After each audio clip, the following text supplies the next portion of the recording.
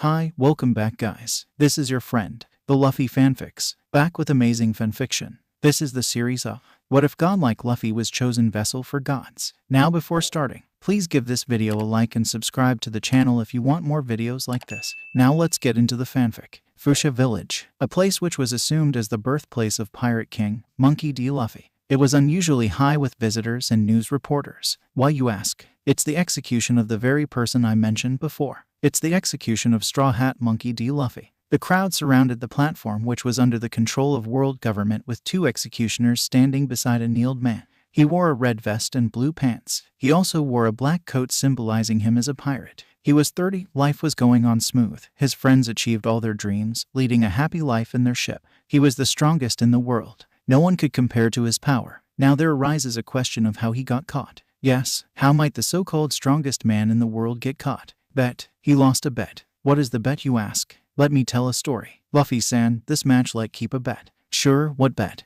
If you win, I will give you 2 tons of meat, and if I win, you surrender to Marines. Boy Luffy, don't accept it. They will execute. Okay, he'll accept your bet. Luffy idiot, why did you accept it? No, you are not going to surrender. Guys, chill. That is if I lose. 1 match later. So, you promised you will surrender. I hope you will follow up with your promise. Ugh, fine, you'll surrender. And, here we are. Execution of Monkey D. Luffy. Who is the guy that made the bet? It's Fleet Admiral Kobe. He was the mastermind. But Luffy had no regrets. He lived his life peacefully and achieved his dream. He had lots of adventures. He was now kneeling at the platform built in Fuchsia Village. Many were tearing up on this. His crew were in disguise. Some were muttering curses. Not that Luffy heard them. He also had used up his life force in a lot of situations, like an impel down, gear second. This execution is just another adventure for him. He looked up, the platform facing the sea. Some part of him wanted his execution in the middle of the sea. But this is where he started his journey. It is only appropriate to end it here. Luffy's piracy was different when compared to others. Others killed, pillaged, hurt innocents. Luffy was the opposite. He saved many people, defeated the evil, basically an undercover marine as his grandpa wanted him to be.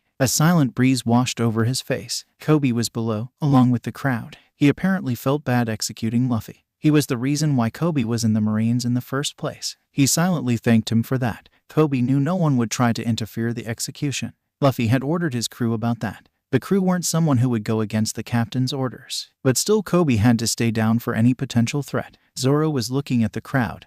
With someone from Wano country. She was crying. Her country's savior, he was going to die. Kazuki Hiyori, queen of Wano country, ruling along with his brother Kazuki Momonosuke. He wanted to come as well, but Hiyori told him to stay in Wano. After all, their king shouldn't bow down to anyone. Zoro was thinking hard. He was contemplating his choices. He really didn't want this execution to happen, but he wouldn't try anything. He mentally thanked Luffy for helping him reach his dreams. He wished if there was another life, he would love to serve him as his swordsman. Sanji was hidden, along with love of his life. He was using Germa technology to be hidden from everyone's vision. His face was grim. He would miss his constant annoying nature. He would miss cooking for his endless stomach. He would miss seeing powerful opponents lay defeated by him. He would miss him. Sanji was trying his best not to cry. Pudding hugged him, comforting love of her life. Sanji wouldn't be able to feed Luffy's child either, because he had none. That guy never turned his head towards any girl. Sanji was proud on one side, sad on the other. He was questioning himself why he was sad. Nami was crying her heart out on the shoulders of her sister. The Navy had removed all the Straw Hats' bounty by the order of Kobe. It was a deal made by Luffy. So, the crew was out of Marines' radar as long as they stay silent and not cause problems to the public. Nami was in her home. She couldn't personally be in Dawn Island for his execution. He was her savior. She cursed himself for making that bet. But something told her he had planned about getting executed long before. He was the sole reason why she was able to complete her impossible-looking dream. It was a crazy dream. Navigating Till Laugh Tale, and traveling around the world mapping each and every island. She couldn't accept his execution. She thought being in Dawn Island, she might cause some problem. So, she stayed in home, watching his execution through a Den Mushi which broadcasted his execution all over the world. Usopp and Kaya were present at the execution. Some tears were running down his face. He was a great warrior of sea, but that doesn't mean he doesn't cry. He would, only for Luffy. He won't ever forget the person who made him into a great warrior. Chopper was in Sakura Island. He was angry that he couldn't do anything to this situation. His face lost the normal cute composure. His eyes red from crying. He tried, but no more tears came. Frankie and Robin were watching the execution from Water 7. Robin decided she was going to stay with the cyborg and help him manage his shipbuilding company. They were quite successful in the first few months of opening it. Water 7 was watching the execution. Many felt it was unfair, but the government said otherwise. Silent tears. They both didn't talk. They knew that the man in the platform had a great life. Brook was with Laboon. His music seemed to echo with the grand line, almost as if it was sorry for his execution too. Laboon's sounds was dull, almost non-existent. He knew Brook wasn't sure if was to be happy or sad. He knew Luffy would be considered as a legend, a man who achieved his dreams, king of the sea. But he was sad that the above said man was going to be executed. Tears ran through his eye sockets, even if he doesn't have his eyes. YOHOHOHO. Yamato and Jin were watching the execution at Fishman Place, which was under Straw Hat's territory. Yamato wanted to travel more and travel with him, the man who freed her from the hell she was in. Jin's face was emotionless, face devoid of feelings, the man who saved his birthplace, who didn't despise him because he was a fishman. He let him accompany him to the end of the grand line. Law was also watching the execution in one of his territories. To him, Luffy was an interesting person. He was opposite of what pirates are supposed to be, and yet he was the one who got to top. Law had no shame in accepting that Luffy was a better person than him, but he wouldn't say that out loud. The execution ground was silent, awaiting the execution. Some were nervous, some were angry, some were happy. Luffy's face was still bright with his grin. Executioners slowly raised their swords. A random man from the crowd yelled, "Oi, Straw Hat Luffy, what happened to your treasure?" Now, Luffy remembered his talks from Shanks and Rayleigh, how Roger created a new era. Now the same question was posed to him. "My treasure's ha. If you want it, you can ha," and he is gone. They didn't let him finish his sentence. Two swords pierced his heart, killing him instantly. Of course, the Marines are not going to let that man create a new great pirate era. His face never faltered. It had that grin pasted on his face even during his death. Many cheered. This was the end of a great era. With the execution of Pirate King, people believed they will be free to live without any pirate disturbances. Some cried more than ever before. They lost a captain, a friend, a leader. They had to witness this heartbreaking moment. Uncontrollable tears fell from their eyes. Luffy felt dizzy. Opening his eyes, he could see only white everywhere. Was it heaven? Who knows? All he wants now is ...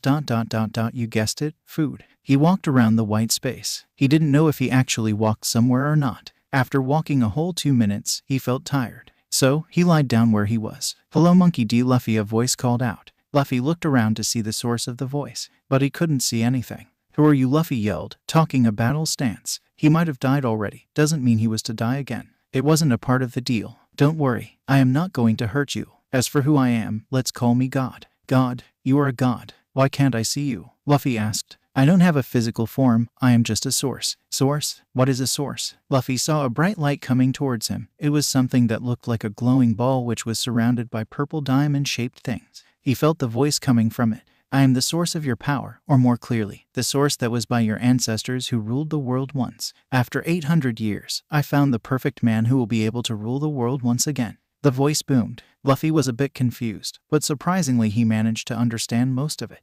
"Who is that perfect man?" Luffy asked. "You, Monkey D. Luffy, are the one who will be ruling the world. I am the source of you, the one who will have the greatest power in the world. You will be able to use magic far greater than anyone in the world. But I don't want to rule anything. I just want to have adventures." Luffy whined. The voice sighed. Of course, the one who it chose was a knucklehead. "Okay then, shall I tell you what happened after you died?" The voice asked. "Okay, what happened?" "All your friends were killed. The world government ordered the Marines to kill every one of your allies." The voice said. Luffy was furious. They went against the deal of letting others live in the exchange of his life. "I don't believe you," Luffy said. The voice showed him the events that happened with a screen that appeared using its magic power. Luffy was disheartened. He wanted all his friends and family to have a good life. He wasn't the one who went against promise, so he had to surrender. But he was also naive to believe the other party would actually follow his request. They were pirates after all. Even then, it doesn't explain why I have rule everyone. I couldn't even protect my friends." Luffy replied. "No, you aren't doing this for yourself. You are doing this for the world. Your people." The voice said. It probably thought those words would get through Luffy, but it didn't. "Okay, fine. You can have another adventure. You will forget everything that happened in that timeline anyway." Still no progress. Luffy was blinking. His face showed annoyance. He is annoyed. "Okay, you can eat more meat again." Luffy's face immediately brightened up. He nodded up and down. "It always relates to meat, huh? Okay, you have to accept this source. Once you do, you will have a lot of powers in your hand. But I am warning you before. There will be changes in the timeline. Magic might get a bit more common. But you will be the strongest, so no worries. But it doesn't matter, isn't it? 'Cause you will forget it. Never mind. 800 years of not having a physical form is making the voice go crazy, Luffy's childish nature adding more coal to it. Are you ready to rule the world? The voice boomed. Yes, Luffy's voice resonated. It was filled with determination and courage. The glowing ball moved towards Luffy, entering his body. His feet lifted off the ground. Luffy felt a surge of power flowing through him. He felt the power of Haki, but a million times more powerful. After what felt like hours, it stopped. He landed on the floor and smirked. He was going to be at the top of the world. Okay then, let's start, he said to himself. He lifted his hands. It was covered in magic circles. A huge black magic circle formed on the ground. Luffy concentrated his powers to his hand. Revive, he yelled. He vanished from the place and went into some black hole. He tried to open his eyes, but it was blur. He slowly adjusted to the bright light that shone on his eyes. He opened to see someone with a tattoo on his face. His face carried a huge smile. He tried to speak, but he couldn't. All he remembered was his name. He also saw someone in a doctor coat. He also saw a huge man higher than the man holding him with a bread. A boy ... we ... name ... He tried to listen to their words. It didn't really make much sense. He concentrated more. Okay, he'll tell his name on his ears. Your name will be. The man with the tattoo came closer to his ears. Monkey D. Luffy. The sound felt very low. Only the people in that room could hear it. Everyone was frozen in their places, trying to comprehend who talked. Silence. HHH. Everyone screeched. He talked. Shit, I talked too soon. I am still a baby who just born. Luffy's eyes glowed red. He immediately used his powers to wipe this event from their memory. Thank God I had these powers. I should not talk till like 2 years or so, he mentally added. It's been 2 years. He was handed over to his grandpa 2 days ago. Now they were in Fuchsia village, in his grandpa's old house. He was slowly learning to walk. Well, he knew how to walk, but his legs weren't strong enough to walk on his own yet. He was experiencing baby steps. Get it? 'Cause he was a baby. Time passed by fast. He grew up quickly. He could walk and run. Very interesting stuff. That ended when his grandpa decided to train him. But he didn't really complain. He knew all the possible magic powers in his mind. How? He created them. But he decided not to use his magical powers until he becomes 15. He locked himself from accessing most of it. He could only use healing magic and Haki. Garp was bewildered when he first saw his grandson using Haki and decided to train him to get more efficient in it. Luffy explained that it was his last to-go attack and he accidentally used it on a boar. But Garp was confused as to how Luffy would be perfectly fine next day even if he got a lot of bruises and cuts the previous day from training. Luffy didn't tell his grandpa he knew healing magic. Something told him it was better to hide it. In 2 years, he was fairly proficient in his Haki. He could take on a normal New World pirate who knows Haki with ease. At least that's what Garp thought. He was walking towards Makino's bar after his morning training regime when he accidentally bumped into someone. When he looked, it was a girl. She had long black-colored hair like him. She was wearing a green skirt with red t-shirt. She looked similar to Luffy in terms of age. She looked a bit malnourished. Luffy offered his hand to make her stand up. Sorry, I didn't see you coming, she said. It's no problem, Luffy said. I am Luffy. What is your name? Anna, she replied. Are you from this island? Yes, you look like you are lost. He spoke. Why, yay, I am new to this island. She spoke. Before Luffy could reply anything, her stomach grumbled loudly. She looked down in embarrassment. Oh, you are hungry. Come with me. I'll take you to Makino. She will give you food. He took her hand and dragged to Makino's bar. He suddenly heard someone yell about pirates in the bar. He ran towards it with Anna. He opened the door to see a tomato-haired man sitting at the bar talking to Makino. The whole bar was filled with pirates. He was skeptical that they might hurt her, but he would give them the benefit of doubt. He went and sat near the red-haired man. Anna sat beside Luffy. Ah, Luffy, how did your training go? Makino asked. Yes, it went pretty well. I beat up 2 boars, Luffy replied gleefully. The red-haired man's eye widened at this. Did this kid beat up 2 boars? He asked to Makino. Oh yes, his grandpa puts him in really hard training. So, he is stronger than normal boys. Makino replied. Makino noticed the girl sitting beside Luffy. Oi, Luffy. Who is that girl? She asked. I am Anna. She introduced herself to Makino. She is my new friend, Luffy replied. Oh, nice to meet you. I am Makino. Makino, could she get some food? She is hungry, Luffy requested. Makino smiled and went to cook up something. Luffy then turned towards Shanks, who was drinking sake. Hello, Tomato Hair Asen. I am Luffy, he introduced herself. T Tomato Hair. He was furious in anger. The whole bar erupted in laughter. His face went red in embarrassment. He really wanted to hit Luffy, but didn't want to face Makino later. My name is Shanks, kid. Oh, Shanks, are you a pirate? Luffy asked. Anna's eyes widened at that question. She started to sweat a bit. Yes, I am a pirate, Shanks replied, still angry on the fact that Luffy called him Tomato Hair. Then tell me your stories, please. Please. Shanks wanted to use this opportunity in revenging the raven-haired boy. But his sparkling eyes with a cute puppy face didn't leave him a choice other than to comply to his request. Shanks started to tell some stories about his pirate age. He was suddenly interrupted by one of his crew members suddenly telling him about a girl on the ship. Anna's face paled. Shanks went to his ship. Anna and Luffy also followed him. Luffy noticed the sudden change in Anna's demeanor, but decided not to ask anything about it. Where was that girl? Shanks asked. She was in the lowest deck, behind the storage compartment. She looked like she didn't eat for days. The pirate replied. He brought the girl in his hands and made her sleep in the infirmary. Anna was sweating bullets. She immediately went and stood between Shanks and that girl. The girl wore a white and red kimono and she had horns on her head. Don't hurt her. She didn't do anything wrong, Anna said. Shanks raised an eyebrow. Oh, so you know her. Who is she? She is Yamato, my friend. How do you know her? He asked.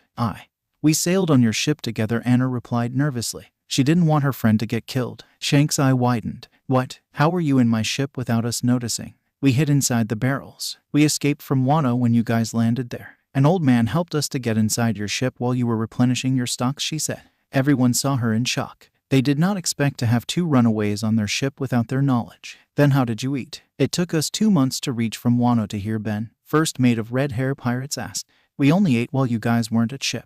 We couldn't come out of the barrel when you guys were at ship on the fear that you will hurt us. We ate some fruits from the food storage. We didn't stop for stocking up since we entered East Blue. Meaning you guys didn't eat anything for 1 whole week, Shanks said with a slight frown.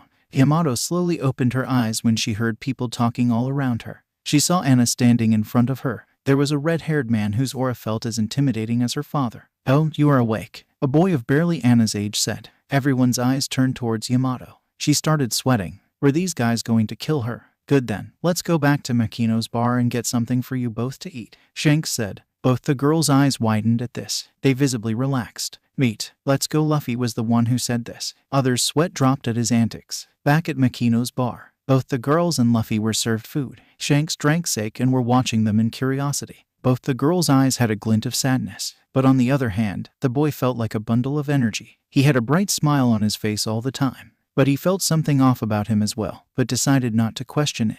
The girls finished eating. Shanks decided to ask them a few questions. So, let me introduce myself first. I am Shanks, he started. I don't know how you guys sailed my ship without me noticing, but I guess if you are comfortable, could you say why you guys escaped Wano? The girls looked at each other before Yamato. The older one spoke. Yes, we apologize that we boarded your ship without your permission, but we had no other choice other than to escape from there. My father was going to kill me, so Anna freed me and we both escaped from there. Oh, why would your father kill you? Shanks asked, slight anger present on his face. But seeing as the girls hesitated to speak about it, he decided to drop the topic. So, what's your plan now? He asked. We don't want to go back to Wano. We would like to stay here, maybe get a job and feed ourselves. Yamato replied. Anna kept silent. She wasn't the bright one among the two, so she decided Yamato would be the perfect one to talk. Shanks observed the both carefully for a minute before nodding. Before anyone could speak, Luffy dragged the both outside to play with them. Her horns. It looks awfully similar to someone I know. And I heard he is somewhere in Wano now. Shanks thought to himself and continued downing his drink. Luffy dragged both the girls to the forest which led to a secret shore on the far side of the island. It was evening. The girls never thought they would be free to watch such beautiful sunset. For some reason, Anna felt really nice being with Luffy. But the sadness in her was since fairly visible in her face. So, why are you sad? Luffy asked to Anna. I don't know. I know I have Yamato Nisan with me, but still I am afraid those guys will come and take us both to Wano. She replied. Who are those guys? He asked. Both the girls frowned. Yamato stayed silent, but Anna decided to speak up. His name is Kaido. He is really strong. Yamato is his daughter, but he keeps hitting her always and doesn't give food. He also keeps me locked in a room. I never get to go outside unless it's some sort of festival, she said. Luffy's face frowned immediately. His face showed anger, which also could be felt from his aura spilling hate. But they too knew it wasn't directed at them. Don't worry, no one will take you both. They'll protect you with my life, he said. The duo stood there dumbstruck. They felt his protective aura surrounding them. They couldn't tell how they felt it, but they knew that this boy wasn't lying. The trio played all day. They visited Makino's bar often to meet Shanks and his crew. He told them various stories about their voyages. Anna and Yamato felt home. Makino also invited the both to work for her in return for their stay and food. They were surprised at this gesture and thanked her. They usually come back to that beach to visit the sunset at evening. Today was no different. The trio made their way to the beach and sat on a rock. They watched the sunset, feeling as if the sun is wrapping them in a warm evening blanket. Anna, what is your dream? Luffy asked. The other looked him in confusion. Dream? I don't have a dream, she said with a pained smile. What is your dream, Luffy? My dream ... is to become the king of the world, he said with a bright smile on his face. Other two was shocked to hear this. Why would this boy have such grand dream? Yamato had a small urge to laugh, but expression on his face told he was serious. Why would you want to become king of the world, Luffy? Anna asked innocently. Because the world isn't good. It's a bit harder to explain as it is now. I am sure I'll tell you both one day, he replied back. What is your dream, Yamato? My dream? Right now, I am not strong, but one day I will become stronger and free Wano country from my father, she said with determination. Luffy wore a big grin. Then I'll help you get stronger on one condition. Help me? How can someone who is younger than me help me? She asked with a slight tone of sarcasm. Oh, you are right. Why don't we have a little spar right now? If you win, I'll do whatever you say. But if I win, you will train with me. But under one condition, that is you have to join my future crew, he said with a mocking smirk on his face. Okay, I accept. I don't have my weapon right now, but I am still strong to fight on my fists, Yamato said. They both charged at each other. Yamato tried punching Luffy for a solid minute, but her fists never connected him. He dodged them without breaking a sweat. Yamato got more and more frustrated at this. Luffy decided it was enough playing around and punched Yamato on her gut, making her fly back and hit a tree. She felt immense pain on her stomach. She could no longer get up. So, do you accept my terms? Luffy asked her with a smirk. Yamato smiled back. Maybe this guy could help her free Wano. Does the offer to join your crew still stands? Of course, Shishishi, he laughed, holding out a hand. She took the hand and stood up. Then I will join your crew, Captain. They both laughed and went back to their rooms at Makino's bar, leaving a confused and surprised Anna behind. Next day, they all were at bar talking with Shanks. They gotten along pretty well with Shanks. Shanks told them a lot of stories, leaving both Luffy and Anna in star eyes. They suddenly heard the door pushed open. They saw a group of men enter the bar. They looked like bandits. A tall man, presumably the leader of the group, eyed the pirates and the girls. He then walked towards the bar and introduced himself as Higuma. He proceeded to demand 10 barrels of sake. Oh, I am sorry, but we are fresh out of sake, Makino replied, with a sad expression. How strange. Then what are the pirates drinking? Water, he asked. No, that's the last bunch of sake we had, Makino explained. Shanks perked up and had an apologetic look. Sorry about that. Looks like we finished off all the sake here. If you don't mind. Here he lifted an unopened bottle of sake towards the bandit. You can have this. The bandit scowled. He unsheathed his sword and broke the bottle, spilling sake and glass shards over Shanks. Luffy frowned, but decided to stay quiet. The bandit went on to rant about how great he was and bashed about how impressive his 8 million bullies bounty.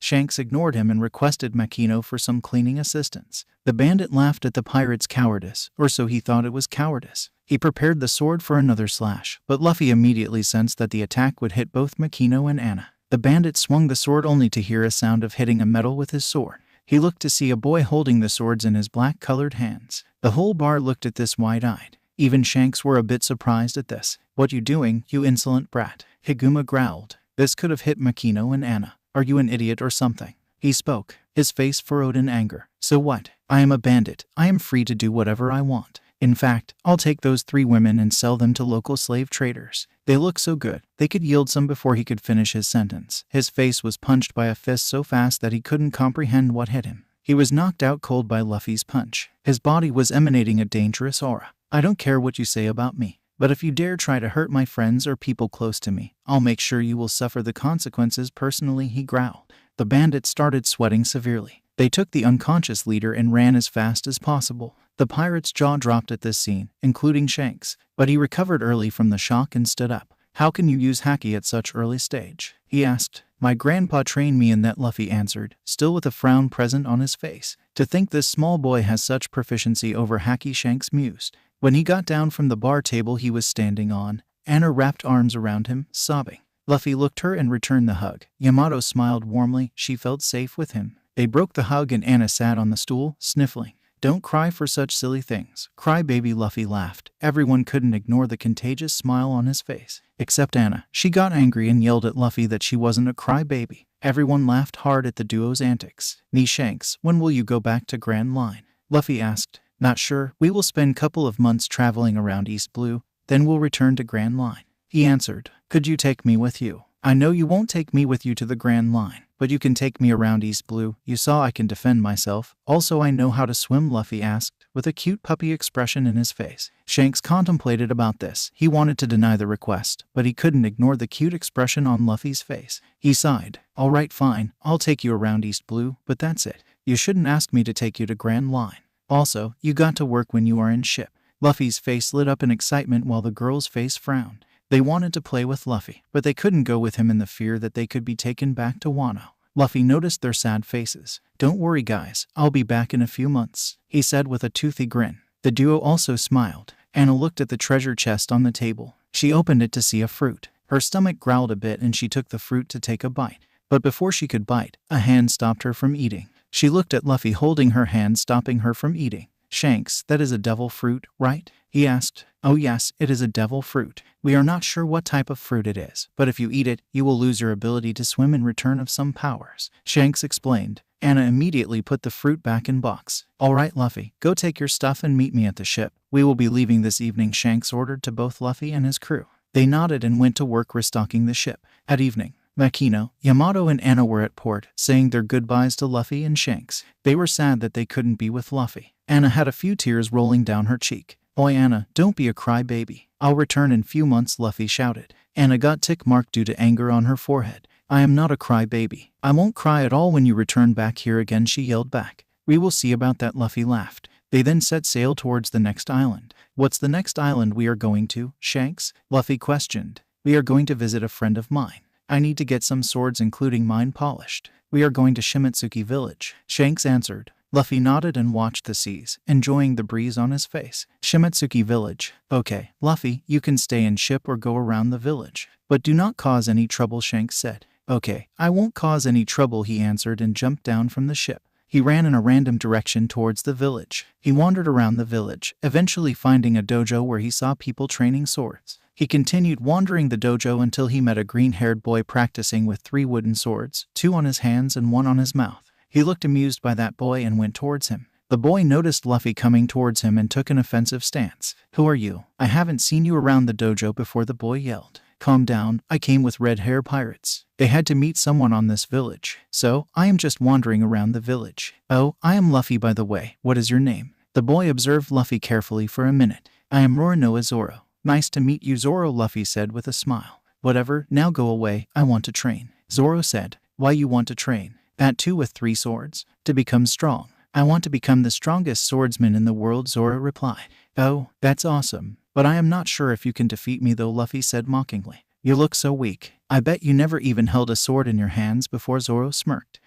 That's true. I haven't touched a sword, but I could still defeat you." Luffy looked around. He spotted a wooden branch on the ground. He picked up the branch and looked at Zoro. With this, Zoro was both angry and confused. He wanted to laugh as well as yell at the boy. "Nice joke. Why don't you try to beat me with that stick?" Zoro smirked, charging at Luffy. Zoro tried to attack the boy in various directions, but Luffy either dodged it or blocked it with the stick. He moved so proficiently. The small spar went on for 5 minutes. Then Luffy defeated him by breaking one of the swords and hitting him in stomach. Zoro was wide-eyed by the power of the scrawny-looking boy. "How? You said you never touched any sword. You are lying, right?" Zoro asked. "Nope, I never touched swords since I was born," Luffy answered. "Then how are so good at swords? I haven't even seen my sensei move so efficiently." "Secret, Shishishi. Now why don't I tell you some tricks for you to get better at your swordsmanship?" he asked. Zoro nodded eagerly. "All right, I'll tell you about Haki. Haki is manifestation of your willpower. You can use it to improve your attacks and also dodge like I did. There are different types. So, how can I learn Haki?" he asked. "You have to unlock it. I will write down some drills that you can practice to unlock it. You might need someone else's help," Luffy replied. Zoro nodded at this. "I will be here for only 1 or 2 more days. You will have to practice on your own." "Okay, understood. What are the types of Haki?" "Oh yes, I forgot to explain that. So basically, there are 3 types of Haki. Observation, Armament, and Conquerors. Observation is the dodging thing I did. Armament is this." Luffy lifted his arm and it turned into obsidian black. "This helps in improving your attack power as well as help you defend from attacks. These 2 can be trained by anyone. But the third one, Conqueror's Haki, can only be accessed if you are born with it. It is basically overpowering other individuals will over yours," Luffy explained. "Oh, understood. Help me train these 2 days while you are here," Luffy nodded and they started training. They both trained for 2 days till night. They were so absorbed in training that they forgot they were supposed to get back for dinner. Before Luffy could go back to ship, he sensed someone's health going down rapidly. He ran towards it and Zoro followed him, confused. He went inside the dojo and saw a girl lying in a blood pool. Luffy assumed she fell down the stairs and hit something very sharp. He sensed for other presences nearby. Only Zoro was close to them now. Zoro's eye widened at that. His face became pale at the scene. Luffy ran up to the girl and turned her around. He saw a nasty cut on the back of her throat. He could heal it with his magic, but he couldn't let anybody know about his magic so soon. He used Conqueror's Haki to knock Zoro out and started to heal the girl with his magic. He could feel her heartbeat getting better and life returning to her. Once he felt it was stable enough, he closed the wound with some bandages he found in the nearby room. Zoro slowly opened his eyes. He saw Luffy sitting beside the girl, who was sleeping on the floor. Luffy's trousers were covered in blood. What happened to her? Why are you covered in blood? How did this happen? He barraged Luffy with questions. Calm down. My guess is she fell down the stairs and the nail on the floor pierced her neck. Don't worry, she is safe. I covered her wounds just in time. I learned basic medicine from someone I know. Luffy lied a bit, but Zoro couldn't really notice that. He was too focused on the girl. He let out a sigh, calming down. Her name is Kuina. She is a really strong, and I haven't beaten her even once. Zoro replied. Oh, that's nice. Why don't you take her to her room and inform others about what happened? I'll get back to ship and change my clothes, Luffy said. Zoro nodded. Back on ship. Oi, Luffy, you are late for dinner, Shanks said. He then saw the blood on his trousers. What happened? Why is there blood on your trousers? Shanks asked, with a slight panic. This also got the attention of other crewmates. Don't worry, nothing happened. A girl fell down the stairs and a nail pierced her neck. I had to treat it. Luffy explained calmly. How do you know to treat someone though? I learned it from Makino. Whenever I train, I get a lot of bruises and cuts. She taught me how to treat wounds. Shanks was confused a bit, but nevertheless accepted his explanation. Luffy went inside to clean his clothes and have a bath. Next day, they were leaving the island today. Luffy went to visit Kuina. He knocked the room where she was in and went inside. He also met Zoro, who was with Kuina. Kuina slowly sat up when Luffy entered the room. Hi, how are you feeling today? Luffy asked with a warm smile on his face. I am good. Thank you for saving me yesterday. If it weren't for you, I might have died. Kuina replied. Zoro also stood up and thanked Luffy for helping his friend. It's no problem. Glad I could help you, Luffy replied. How could I return my gratitude to you? If you want anything, ask me. I'll do anything in my power to get that, Kuina said. Then why don't you both get stronger? I already gave some instructions to Zoro. In future, you could accompany me in my journey. Journey? You becoming a pirate or something? Zoro asked. Well, my end goal isn't really a pirate, but sure, they most likely will label us as pirates, Luffy answered. But I am a girl. I could never become stronger than this, she said, tears dwelling in her eyes. What are you blabbering about? There is nothing such as boys stronger than girls. It all depends on your strength and training. Just train and become strong. We will meet one day again, Luffy said, leaving no room for argument. Kuina wiped her tears and nodded firmly. Zoro and Kuina said their goodbyes to Luffy. It's been a month since they left Fuchsia. They visited some islands. Luffy was really interested in books. He wanted to learn more about this world and its current affairs. He was a bookworm when they were in ship. He was a good company to Ben while reading books. They talked about various things. Luffy was sulking. Today was a no-reading day. Shanks noticed he was too into books that he ordered Luffy not to read for an entire day. Luffy was watching the waves, his face covered in a sad expression. He looked all around, completely filled with water. He did like this feeling. He looked at a rock formation at distance. At first it was normal, but once he narrowed his vision, he could see some colors on the rock. He immediately sensed 3 auras on that rock. Oi, Shanks, I am sensing 3 people on that rock, Luffy yelled. Shanks used his observation haki. He immediately ordered the crew to take the ship near the rock. When they are in visible range from the rock, they saw a man sitting on the rock. They also saw 2 kids almost the age of Luffy coming from the other side of rock. Their faces immediately brightened up seeing the ship. They started waving at the ship. When they reached close to the rock, Shanks sent a crew member in a small boat to fetch them to the ship. They looked severely malnourished. The man had one of his legs without ankle. Other 2 were in the brink of dying due to hunger. Shanks ordered his chefs to make food and took the man to infirmary. The man had a big bag of valuable jewels and bullies. The duo, 1 girl and a boy, ate to their heart's content, more like stuffed in the food. They then rested for a while. The man's leg was treated and bandaged. At evening, boss, they woke up, Lucky Roo said. Okay, I'll visit them. I'll come too, Luffy said. They went inside the infirmary. The 2 kids looked better than what they originally looked like when they came into the ship.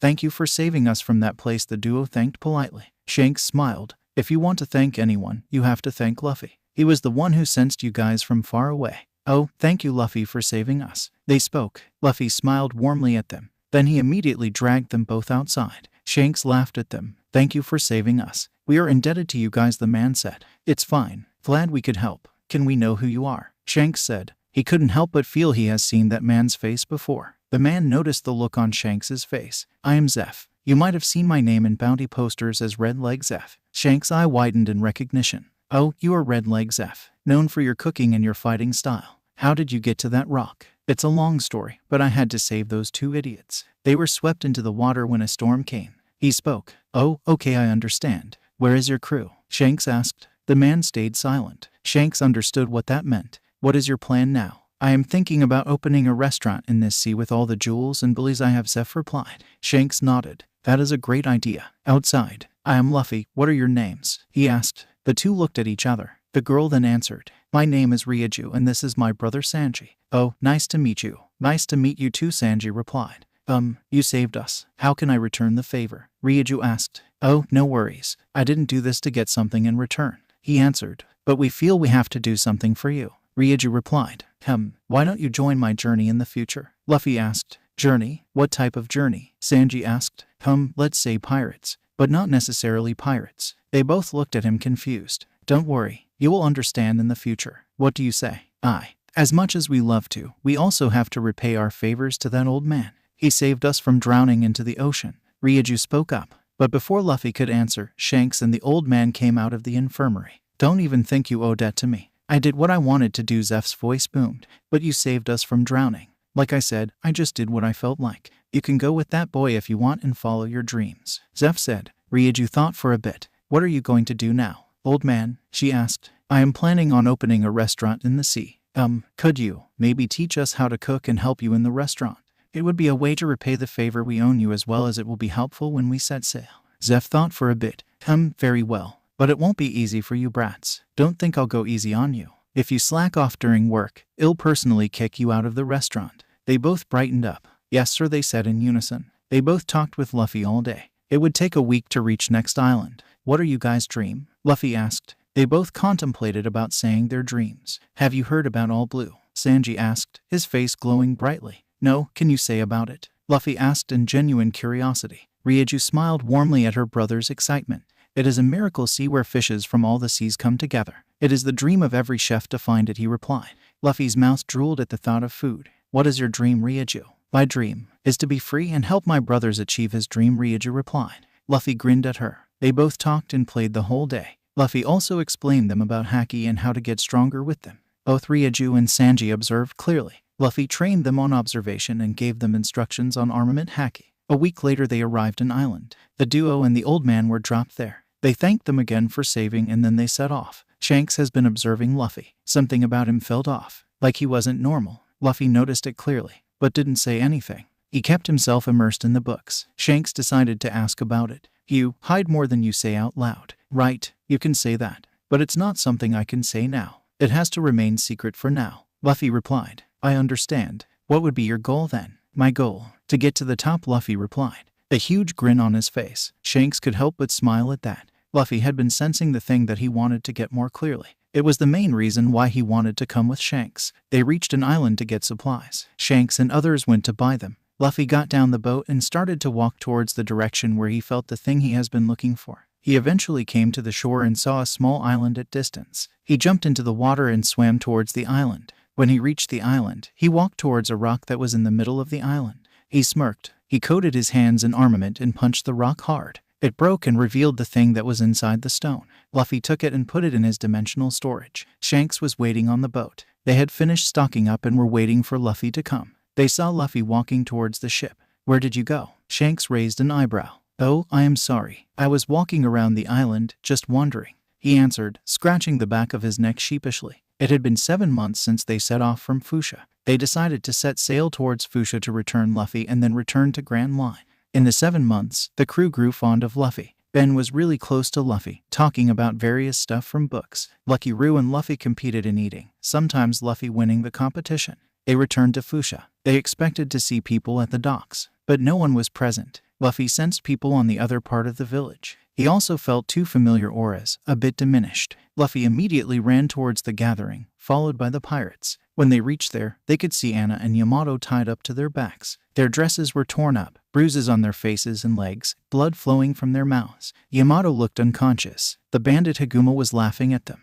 Makino was near his feet, blood flowing from her head, unconscious. Anna looked so weak, tears threatening to fall from her eyes. I should not cry, she thought to herself. I promised Luffy I won't cry when he returns. Luffy was furious. His eyes looked blood red. He had a neutral expression which made him look even more demonic. He slowly walked towards the bandit, pushing people aside. They eventually realized who was there and moved from the way. Anna perked up to see Luffy at a distance from Higuma. His face carried guilt and anger, but she could only guess it from the aura spilling from him. Higuma looked at Luffy and laughed like a maniac. Look, your poor friends beat up and bruised. I'll take them and sell them to local slave traders. Looks like they will make me some good money. This woman will also be good for entertainment. Shanks walked a few steps, but was stopped by Luffy. He slowly walked forward. Waves in the seas become more furious, but no one noticed it. Their eyes were fixed at Luffy and the bandit. I told you right, not to touch my friends or I'll deal with you personally. Now that you have done it, be ready for consequences. Luffy growled as he walked slowly towards Higuma, crackling his knuckles. The bandits laughed at the boy. One bandit pointed a gun at Luffy's head and told him to stop moving.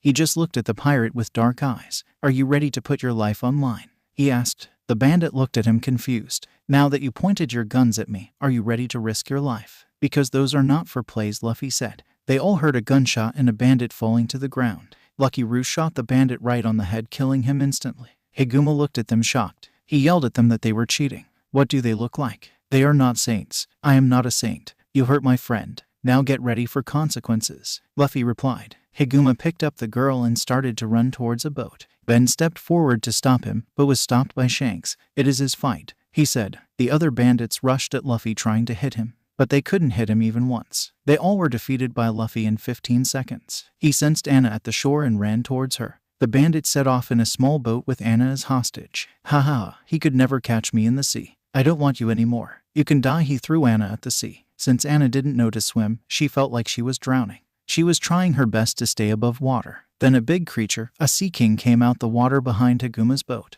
Higuma's face paled at the scene. He started cursing and pleading at the creature to let him go. But those went in vain since the creature ate him and crushed his boat in one bit.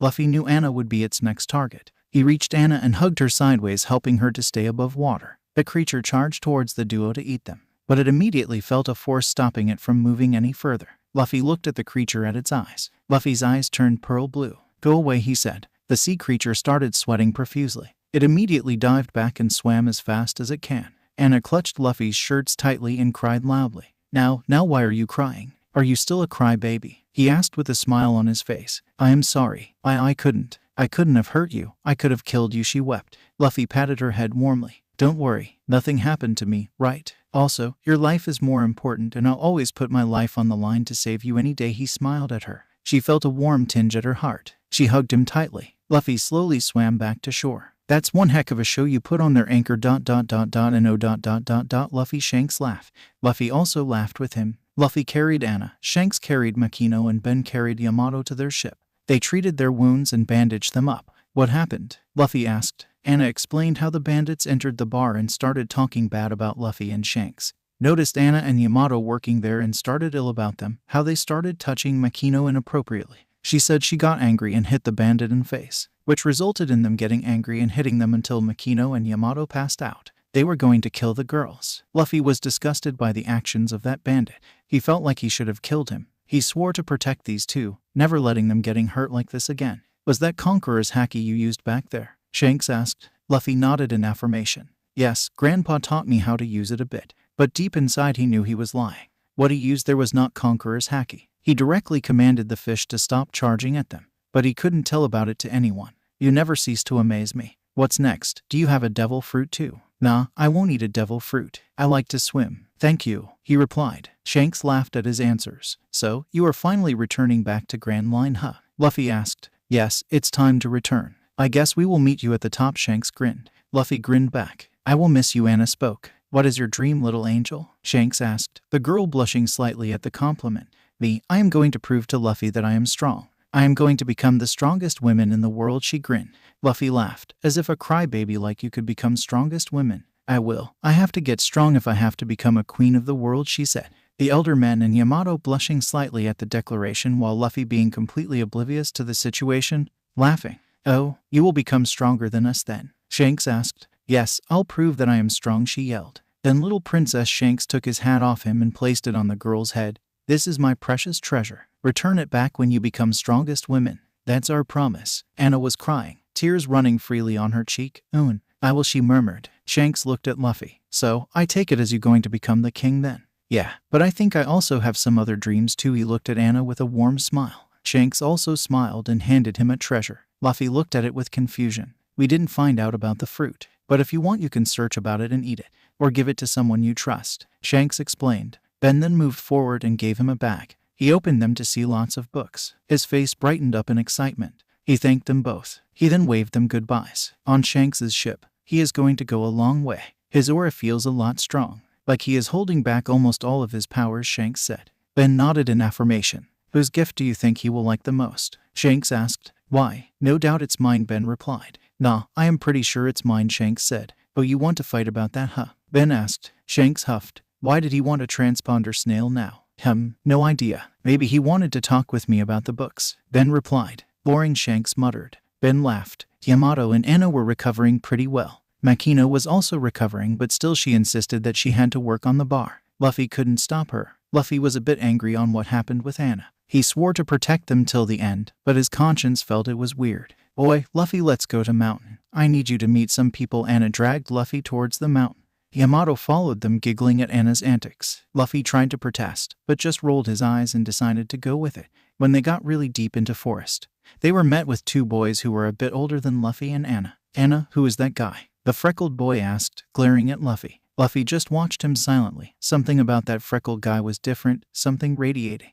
"Oh, Ace Nyai, Sabo Nyai." Anna gleamed in happiness. "I told you right, this is Luffy, my best friend," she said, emphasizing the word best more deeply. I am Luffy. Nice to meet you." Luffy introduced himself. The two boys' glare instantly vanished and were replaced with a smile on one's face and a slight frown on the other. "I am Sabo," the boy with the top hat introduced. "And he is Ace." He pointed at the freckled one. The freckled one just huffed and walked back into the village, and others followed his way. "Sorry, he sometimes gets all grumpy," Sabo spoke up. Luffy watched him carefully, amused. "Why, you don't look that strong. You are just a scrawny brat," Ace said, pointing at Luffy. Luffy smirked. "Oh, I bet I am way stronger than you." "Haha, as if. I can beat boars and crocodiles pretty easily. And they look like monsters," Ace replied. Luffy just had "am I supposed to be impressed" look on his face. Ace's eyebrow twitched. He pointed a finger at Luffy. "Why don't you fight me? We can then determine who is better." Luffy grinned. "Sure, don't cry if you at pain later." Anna was torn between supporting Ace and Luffy. Yamato took Luffy's side while Sabo took Ace's side. "Ready, point 3, point 2, point 1, go." Ace jumped and charged towards Luffy. He tried punching, kicking, headbutting.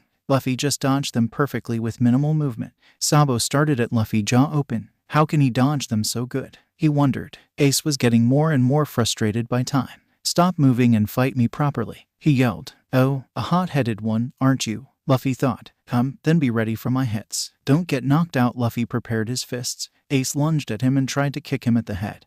But Luffy blocked it with his left hand and punched Ace in his gut, sending him through 2 trees before he passed out. I might have overdone it," he murmured. Oh, Ace slowly opened his eyes. He saw a few blurs around him. "What the hell happened?" he muttered. "Oh, Ace, you are awake." Sabo's voice reached his ears. "Sabo, what happened to me?" Ace asked, his vision clear now. "You were knocked out by Luffy's punch," he replied. Ace scowled. "No way, you cheated or something." "Haha, I would never cheat or anything. It was purely my strength." "We can do another round if you want," Luffy replied. "Fine, I am hungry and too tired for another round." "So, you win for now," Ace replied. "Yosh, let's go hunt something then," Luffy said. Others nodded and walked towards the forest in search of some animals. "Oi, Luffy, you damn brat. I know you are somewhere here. Come out," a voice yelled. Ace and Luffy immediately perked up at this voice. Both tried to hide somewhere, but that was of no use when they both were lifted up by their collars by a large intimidating figure called Gramps. "Oi, shitty old man, leave me down," Ace yelled. Luffy was trying to get out of his grip.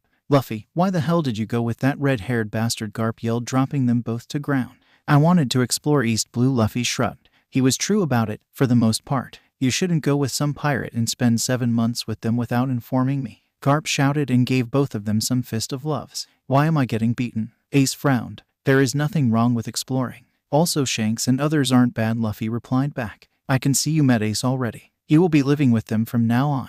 Garp said. Luffy, how do you know this old man? Ace asked. Oh, he is my grandpa. Grandpa? How? Ace was confused. My name is Monkey D. Luffy. Ace's eyes widened. Oh, so he is Garp's own grandson, Ace realized. Then I suppose I should introduce myself properly too. My name is Portgaz D. Ace. D-ho. How interesting, Luffy smirked. He was going to have a lot of fun. Ace, introduce him to Daten. Tell her to make you both into good Marines. I'll see you guys later. Garp walked away. Ace stuck out a tongue at him. Why were you guys so afraid of him? Sabo came out from the bush he was hiding along with Anna and Yamato. Oh, his hits are painful, Ace replied. That explains. By the way, Luffy, how were you able to dodge Ace's hits so good? Sabo asked curiously. He had been thinking about it since the fight and can't get his mind out of it. Oh, that's Haki, Luffy replied. Haki? What's that? Haki is a physical manifestation of your will. You can use it offensively as well as defensively. The stronger your will is, the stronger you get with Haki. But that also includes things like your physical power, state of mind. Luffy explained. There are 3 types of Haki. 3 types. What are those? Observation, armament, conqueror's Haki. Observation is the thing I did before. You can predict your opponent's moves with observation Haki. You can also use it to determine your enemy's presence and power. If advanced, you can see some future as well, Luffy explained. Sabo and others were listening to him, star-eyed at the aspect of these mystery powers. Next, armament. It is like an armor around your body. Like this, Luffy clenched his hands and it shone black. This is really good for defense as well as offense. It increases your powers and your hits, and it also helps you when you fight devil fruit users. Devil fruits? I thought they were a myth. Sabo questioned. Nope, they are very real. I'll explain about them in a bit. If you were to advance armament, you can hit someone through their defense, causing internal damage. It is really useful to fight. Now these 2 can be learnt by anyone. But the 3rd type can only be accessed if they are born with it. It is the Conqueror's Haki. Conqueror's Haki is used to overpower your will over others. There are other applications to it, but we won't dive deep into them. Okay, we get the idea. But you said you will say about devil fruits as well. Ace asked. Yes, there are 3 types of devil fruits. Paramecia, Zoan and Loja type devil fruits. Loja is basically elemental devil fruits like fire, ice, light. They provide really high powers and intangibility. They are generally considered as the powerful out of all the devil fruits. The next type is Zoan. It lets you transform into different types of animals. They provide high durability and attack power. The rest all falls into Paramecia category. Like rubber, dice, flour, spring, etc. They are the most common out of them. Everyone listened to him in awe. Well, Ace and Sabo did. Yamato and Anna knew about them previously. Yamato started. Others turned their faces towards her. I trust you guys, so I want to tell you guys about something. Everyone looked confused. I ate a devil fruit, but I don't know how to use it. I still haven't tried using it once. Ace and Sabo's jaw dropped. Anna knew about it and Luffy was calm about it. What devil fruit you have? Ace asked. My devil fruit is in you and you know my model. Okuchi no Makami, Yamato answered, looking down. She was ready for them laughing at her. But no one seemed to laugh. They were just frozen, trying to process the information. Luffy took a book out of nowhere and started to scroll through it. Oh, it's a mythical zoan, Luffy said. What is a mythical zoan? Sabo asked. It is said to be the rarest of devil fruits. As the name says, it is usually related to mythical creatures. It gives extra powers that normal zoan fruits doesn't usually give out. Ace and Sabo looked in awe with this new information. Yamato felt relieved that no one had laughed at her. How did you get the fruit? Luffy asked. I ate it while I was hungry without knowing it is a devil fruit, Yamato answered honestly. Luffy nodded. This is common as Grand Line, I guess. I will help you train your devil fruit, don't worry. He smiled. Yamato smiled back. Then Sabo spoke up. Luffy, could you train us with Haki? I could train you, Luffy smirked, pointing at Sabo. Ace frowned. Why not me? You never asked. Luffy shrugged. Ace scowled. Fine, could you teach me also? Luffy laughed. Okay, fine. But it is not going to be easy. In fact, it will be painful than what you have encountered till now. So, if you are ready, we can train. Yes, we are ready, everyone answered in unison. Yosh, let's start then. Luffy trained them in physical exercises first 3 months. He himself also trained to build up some body. He looked really muscular. Everyone was really strong than what they used to be. Yamato can now transform into her devil fruit creature. It was a white wolf dog mixture with a blue halo surrounding her arms and back. She also showed signs of making ice with her body. Ace and Sabo were 12. Yamato was 10. Luffy and Anna were 9. Oi, Luffy, come here, Ace shouted. Luffy was exercising with 10 boulders in his hands while reading a book. He dropped them and walked towards Ace. Ace had a bottle of sake in his hands. Is that Daden's sake? Sabo asked. Ace nodded. I heard that drinking sake makes us brothers. Let's do that. Alright, let's do it, Luffy yelled cheerfully. We will also do it, Yamato and Anna said. No, you both cannot do it. It is a ceremony for boys. But you both will be sisters to me and Sabo always, Ace answered. Yamato and Anna's face scowled. Why am I not sister for Luffy? Anna asked innocently. Ace and Sabo paled. They didn't think this through. He is your sensei, right? So, he cannot be your brother for now. I am sure you will understand later, Sabo answered, hoping she would believe him, and she did. Yamato was confused as well, but she decided not to question it. The three boys shared their sake, marking their brotherhood. They swore to protect each other till the end of their lives and protect their sisters as well. It's been 3 years. Ace and Sabo were 15 now. They unlocked their observation as well as armament and have been training to get really proficient at it. Beating out forest animals were really easy. The brothers usually went to Gray Terminal to steal money and get food. They ran into several pirates and bandits, but none of them stood a chance against these three. Blue Jam pirates tried to capture Sabo as ordered by his father because of money. But that didn't work since the boys escaped them easily. But they were once again interrupted by Sabo's father, threatening to kill everyone close to him if he didn't surrender. Sabo knew nothing can harm them or his friends, but he was still afraid of losing them. So, he complied to go with him if he left the boys alone. Why did you let him go? Ace shouted at Luffy. Because he decided to go with him, remember. Luffy replied. If it is his decision, we have to respect it. If something were to happen to him, we will save him. Don't worry, Ace growled, but accepted his answers nonetheless. They trained for 2 more days. One night they heard a huge blast. Luffy and Ace ran towards the sound to see the whole Gray Terminal burning. Both of them were furious that they couldn't do anything. Luffy cursed himself for locking up his magical powers. He couldn't use them till he was 14. There was a sudden gush of wind that made path for people to escape from the fire. Luffy sensed a really strong presence, but he decided to worry about that later. Next day, they stood at the mountains watching the arrival of a celestial dragon, who is supposed to be the mighty powers of the world. Luffy's face frowned at this. They then saw a boat going into the sea, with a familiar face in it. It caused immediate panic in Ace. The celestial dragon, Saint Jalmac, was angry at the sight of some commoner's boat daring to cross the ocean while he was coming towards the land. He shot the boat with a bazooka, but Sabo sensed it coming and covered himself in armament haki to protect himself. But he was knocked out of the boat and started drowning. Luffy and Ace ran towards him at really high speeds. They saw Sabo saved by a man with green cloak. Luffy also sensed that man's aura was the one he felt last night. They saw a big ship docked, hidden from rest of the island. They also saw the people who were used to live in Gray Terminal before. The green-cloaked man stood before them. Ace took an attacking stance, his face furrowed in anger. Who are you? He growled. He was clearly not in the mood for fight. What did you do to Sabo? Oh, I assume he is your friend. Don't worry, he was injured a bit, but he is safe now. We are treating him at the infirmary, the man answered. Why should you help him? Ace raised an eyebrow. Revolutionary Dragon, Luffy said. They both looked at him. You are him, aren't you? Luffy, the man thought. How much you have grown. Yes, I am Dragon, Monkey D. Dragon. Ace took a few seconds to realize it. What? Monkey D. Meaning you are related to Luffy. Yes, he is my son, Dragon answered. Ace took a defensive position in front of Luffy. What are you going to do to him? Nothing. I wasn't thinking I would meet him today. But now that I am here, I wish to talk to him, Dragon answered honestly. Ace, go and look if Sabo is okay, Luffy said. But, will you be okay? Ace asked. Yes, I will be fine, Luffy answered. Ace nodded and gave Dragon a glare before running into the ship. I thought you would be more surprised, Dragon said. I don't really see a reason to why I should be. To be fair, you were never present in my life all these years. I have heard about you from the newspapers I read, and that's how I knew who you were, Luffy answered with a neutral face. Fair enough. Don't you hate me for not being in your life? Not really. I know you have your reasons for not being with me. Yes, I would have liked to be and grow up with you. But it's fine. I have good friends ... and oh, I have good family now and I am happy, Luffy answered. Dragon's eyes widened slightly. Then he smiled. He has grown quite strong and intelligent, he thought. What do you plan on doing in the future? Dragon asked. He wanted to know if his son will take the right path or not. I cannot say that to you yet, but it would be something related to what you are doing. And I am not becoming a marine, Luffy answered. Dragon felt a bit disappointed at the answer. I can see you are strong now for your age. Would you like to come with me till you decide what you will do?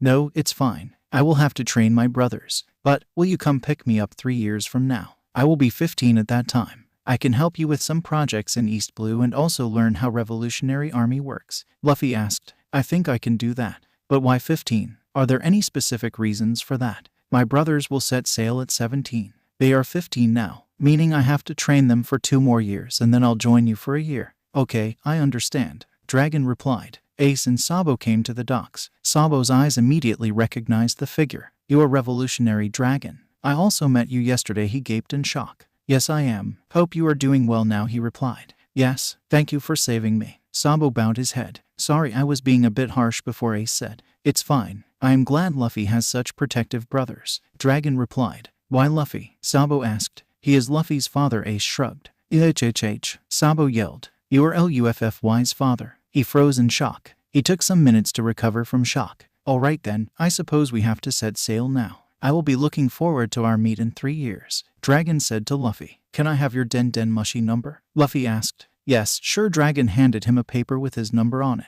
"We will meet in 3 years. Bye, Dad," Luffy answered. Dragon smiled. Ace and Sabo smiled, telling their goodbyes. "Oi, Luffy, why did you say 3 years?" Ace asked, walking towards their base in mountain. "Oh, that. I asked if I could come with him for a year to learn how revolutionaries work," Luffy answered. The other two nodded at his answer. They went back to their base. They saw Anna and Yamato already there at the base. They explained what happened with Sabo. It earned Sabo a punch from Yamato. Anna hugged him tightly, tears running down from her eyes like a waterfall. "Sorry, Anna. I didn't know what to do. I thought it would be best if I leave the island," Sabo explained. "Now they all think you are dead," Luffy spoke up. "What do you plan on doing now?" I don't know. I wanted to be a pirate, but the thought of nobles and celestial dragons make me sick. There are so many people suffering because of them, and I want to help them," Sabo answered. "Sounds like you already decided on what you are going to do," Luffy replied. "Yeah, I think I have. But you guys might hate me for that," Sabo said. His face frowned. Ace looked at him confused and curious on what he is going to do. "I want to become a revolutionary," he said. Silence. "What? That's it? I thought you were going to join Marines or something," Ace said. Luffy just chuckled at Ace's reaction. Sabo looked at him wide-eyed. "Aren't you going to hate me for not becoming a pirate?" "What? Of course not.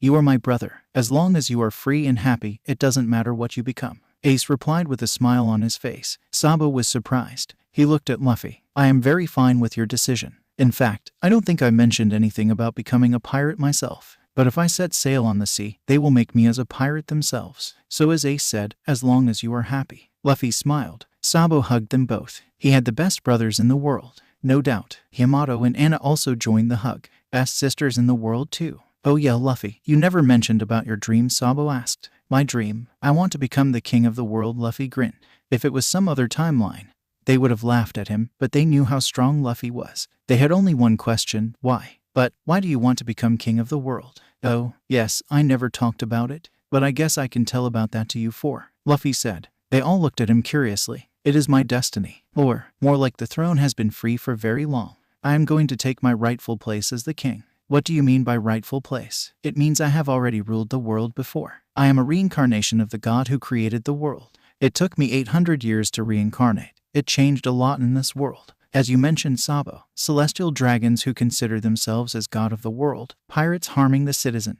Those all happened in the 800 years when I was gone. Now that I have returned, I'll have to change them," Luffy answered. "If you are God, can't you just defeat them now?" Ace asked. "Well, I could to some extent. There is some force preventing me from actually doing that, but it won't last long. I will get to the place which served as my kingdom before and break the protection spell. And also, I like to have adventures. So, there's that," Luffy answered. Others looked at him shocked at this revelation. They were talking to a god all this time. "Also, you wonder why you have your name has D in it. D is a clan of people who come from my own blood. Their magic power is higher than any other in the world. I can sense 2D here," he said, looking at Ace. "2. I know Ace is one. Who is the other?" Sabo asked. "Anna, what is your full name?" Luffy asked. Anna looked at him confused. "My full name? I have always been told my name is Anna," she answered. So you don't know your hierarchy. That's fine. I can sense you are from my blood as well. You must be a D too," Luffy answered. Anna thought for a minute. "Me, Luffy. You say I am a D, then can I have my name as Monkey D. Anna?" she asked innocently. Sabo and Ace's breaths froze. Yamato blushed a bit. Luffy blinked. Anna looked at them confused. "Did I ask something wrong?" "Anna, you cannot ask such stuff yet," Sabo spoke. "Why can't I?" Anna asked. "Who? Nothing. You cannot steal other people's names, right?" He tried to reason. "But Luffy is my friend, right? I can have his name, right?" Anna asked. Ace and Sabo were a bit red in embarrassment. They didn't know how to explain it to her. "You can't have my name until you become the strongest women in the world," Luffy spoke. Others looked at him wide-eyed. "Is he? Also, Awa, but I want your name." "You are my best friend," Anna whined. No, only the strongest of D clan can have Monkey D in their name, Luffy answered, completely oblivious to the situation. Others face palmed. Anna brightened up. Of course, he doesn't know about those, they thought. But was it true? And you have to marry someone to get their names, Luffy said. Others gaped in shock and blushed heavily. What is marriage? Anna asked. You don't know what is marriage? Yamato asked. Makino had given them the talk. Then she remembered Anna sleeping during the whole talk. Of course, she doesn't know, Yamato deadpanned. Luffy looked at Ace and Sabo with a confused expression. What? They asked in unison. I had noticed the word marriage in books before, and that if someone marries a woman, they can change their name. But, what is marriage? Luffy asked. The duo crashed on the ground in disbelief. He doesn't know either. They dragged him for the talk. It went on for 2 hours. They came back to their base. Luffy's face flushed and beet red color. Others were a bit red, but they were laughing at the pair. You said you were the king of the world. And yet you don't know what marriage means, Ace roared in laughter. Luffy twitched. A tick mark appeared over his head. Of course, when you reincarnate you don't get all the knowledge. Only about the powers and some other stuff. He yelled in annoyance. Others clutched their stomach and laughed even more. Anna looked at them confused. I am sorry, Anna. I didn't know what it meant either. I only knew the word marriage, but not the meaning, he said. Oi, teach me what it means too. Anna shouted. Others' face paled. No, we are not explaining her, they thought in unison. Anna tried several ways to make them tell what it means, but then she eventually gave up asking about it. It's fine. I will still become the strongest woman in the world, she puffed her chest in pride. Luffy smiled warmly at her. Yes, and I will make sure I will help you with that. Others cooed at this. Man, what a fun day it has been. Even if Anna doesn't know about it, she likes Luffy. Good thing we didn't let her take part in Brothers' ceremony, Ace and Sabo thought. Yamato understood the reason why Ace and Sabo didn't let Anna take part in the ceremony. She saw the look Anna had in her eyes whenever she saw Luffy. Ace and Sabo took Yamato with them towards the place where they had their sake to mark their brotherhood.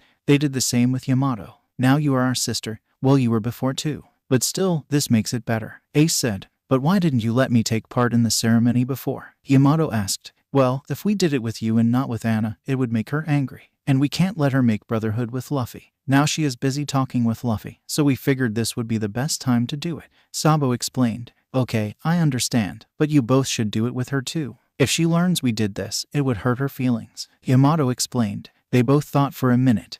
Yes, you are right. But what if she wants to do with Luffy as well? Don't worry, Luffy will not be there when she does it. He'll make sure of it. Okay then, if you want you can do this with Luffy later. It's your choice. You both are just 1 year apart. So, you can do it or you don't have to, Ace said. Yamato nodded, but she wanted to do it with Luffy as well. They walked back to base. They saw Anna happily talking to Luffy. Anna noticed the trio walking towards them. She waved her hand in air. Oi, where have you guys been? Anna asked. Anna, could you come with us? Sabo asked. Anna stood up and walked towards them, followed by Luffy.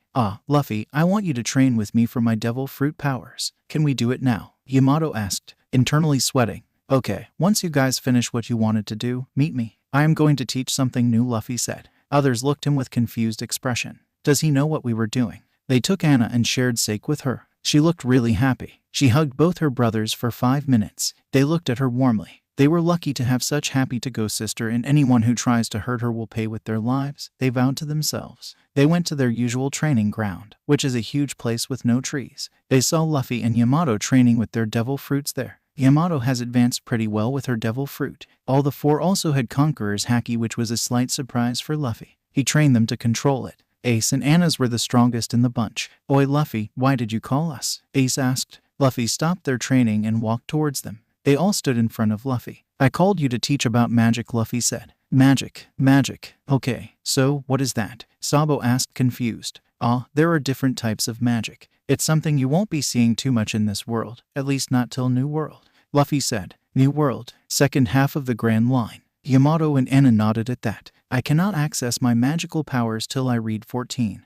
By which you both will set sail, so I will teach the one I can use now, and he'll give some set of instructions for others. He explained. Why can't you use your magic powers now? Sabo asked. Well, I don't want to accidentally kill someone, so I locked it away myself. Others gasped at that. How strong is he? They thought. I can only use healing magic now. He took a stick from the ground and cut his hands on the wrist. Blood flowed from it, and he said. A magic circle appeared on the other hand, and the place of wound started glowing green. The blood stopped and the wound got healed immediately. Others' jaw dropped at this. They have never seen something like that. What just happened? Sabo was the one to break the silence. This is healing magic, and it helps you heal your wounds and stop bleeding. Ent is good for small wounds and bruises, but it consumes a lot of energy from your source. You need to train your magic to make it more effective, Luffy explained. So how do we learn this? Yamato questioned. You need to memorize how this circle looks like and bring forth your power just like Haki to use it. Ace and Anna growled. They were never good at study and memorizing stuff. Luffy didn't let them rest.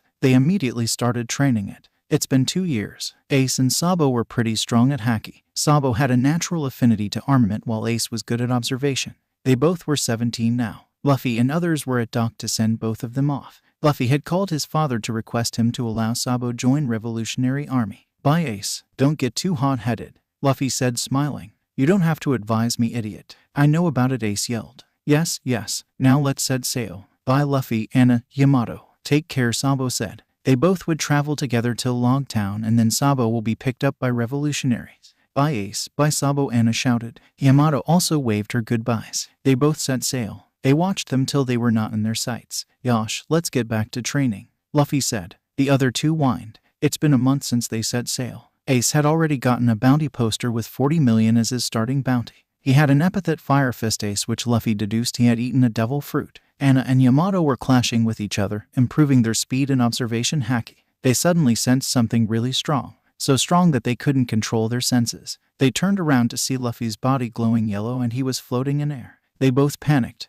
but they couldn't move from their place. There was an immense pressure in that area. Sea started roaring, waves going haywire, trees started crumbling, leaves fading. Then it all slowed down. Yamato and Anna were in ground, breathing heavily. They looked at Luffy. His eyes were glowing golden in color. His physique looked so strong and muscles ripping from his body. It looked like he stuffed some stones in his body. He had a gentle smile on his face. Both the girls were awed at his looks. He looked so strong, so powerful, so godly. They both kept staring at him. His eyes returned to normal and he landed on his feet. What just happened? Yamato spoke. Oh, my powers unlocked. Now I can use all the powers, Luffy replied. Anna's eye widened in happiness. That means you can train us more, right? She asked. Of course, he smiled. But I will leave island for 1 year. I will travel with my dad for a year and will return when I am 16. Both of them frowned at this. They didn't want him to leave. But it wouldn't be hard since they already knew their training regime and they could distract themselves with that. Luffy thought the two creation magic and fire magic. Luffy also made Yamato a kanbo which she really liked and practiced day and night with it. Anna stuck to fist combat. Luffy was 15 now. A revolutionary ship was docked in the secret beach. It was a small one, so it had no problems undocking. He went with them for his 1-year journey with revolutionaries. Dragon and Luffy got along pretty well. Sabo was already in a really high position due to his powers and strength. Dragon knew about magic to some extent since it was popular in New World. Luffy traveled along many islands, learning about the condition of people and how they suffered. They freed several islands. Luffy always wore a mask when he went onto missions. He didn't want his identity to be out yet. His powers awed several revolutionaries. Luffy thought them healing magic and creation magic. Dragon was also surprised by the strength of his son. He also knew he was holding back pretty much everything and still won all the battles he participated. He asked about his dreams again, but he didn't get his response. Luffy loved reading books so much that he almost completed reading entire library in Baltigo. They were traveling on a mission to free an island from civil war. Luffy was traveling with Sabo and other revolutionaries. Only some knew he was Dragon's son. Others only knew him as a very strong kid. Boy, I sent someone on that island, Luffy said, pointing to a small island with some trees. It didn't look like it was inhabited. Sabo ordered the crew to move towards the island. When they came close, they spotted a man with fluffy white cap with spots lying on the shore bloody. He also had a sword by his side. He was barely conscious. He tried to pick up his swords to hit Luffy. Calm down. We are not going to hurt you. Let me heal you up and then we will talk, Luffy said. The other guy relaxed a bit. He was exhausted to talk anything. He simply nodded. Luffy put his hands before him facing the guy, and the man's wounds started to slowly vanish and heal. Blood stopped flowing and major cuts on his body closed. I have stopped his bleeding and healed major wounds, but he still needs some patching up. Take him to the infirmary, he said to his crew. They took him to the infirmary and put bandages on the smaller cuts and applied medicines. It has been 2 days. The man slowly woke up and walked outside of the infirmary. He saw the raven-haired boy in blonde talking. He remembered the raven hair who saved him. He walked towards him. Luffy sensed him and turned towards him. Oh, you woke up. You were sleeping for 2 days. How do you feel now? He asked. I feel fine. Thank you for saving me. I am Trafalgar Law, he introduced himself. "Oh, I am Luffy. Nice to meet you," Luffy replied. "How did you get to that island? Also, you looked so beaten and bruised. What happened?" Luffy asked. Sabo was curious about that too. "Oh, I got shipwrecked. I was running away from someone. Then I got into a storm. I barely made it into that island. If I drowned, I could have died," he answered. "Oh, can't you swim?" Devil Fruit User Law replied. "Luffy Ued, shall we leave you in the next island we dock?" Luffy asked. "Yes, that would be great. Thank you," Law replied. "But, before I do that, what is a D like you doing in these waters?" Luffy asked, raising an eyebrow. Law paled at this. He was shocked to the core. He never mentioned about him being a D.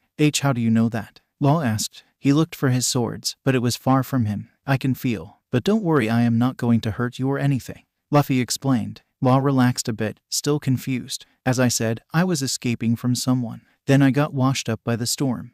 So what do you plan on doing in the future?" Luffy asked. "Why do you care? You are a brat yourself," he snapped. "Nothing, just curious." Luffy shrugged. Law sighed. "I am already a pirate. I guess I will gather a crew and find One Piece. Is that really you want to do?" Luffy asked. "I don't know. Not sure what I want to do," Law sighed. He wanted to do one thing, but he isn't strong enough. "Then join me in the future," Luffy said. "What? Why would I join you? Are you a pirate as well?" Law asked. "My primary goal isn't becoming a pirate, but if I set sail, they will tag me as a pirate. So yeah, my goal is very big. You will know once you join me in the future," Luffy declared. Law could somehow feel the man's aura. It screamed power. Law didn't know how, but he wanted to follow this man. "No, I cannot join you," he said.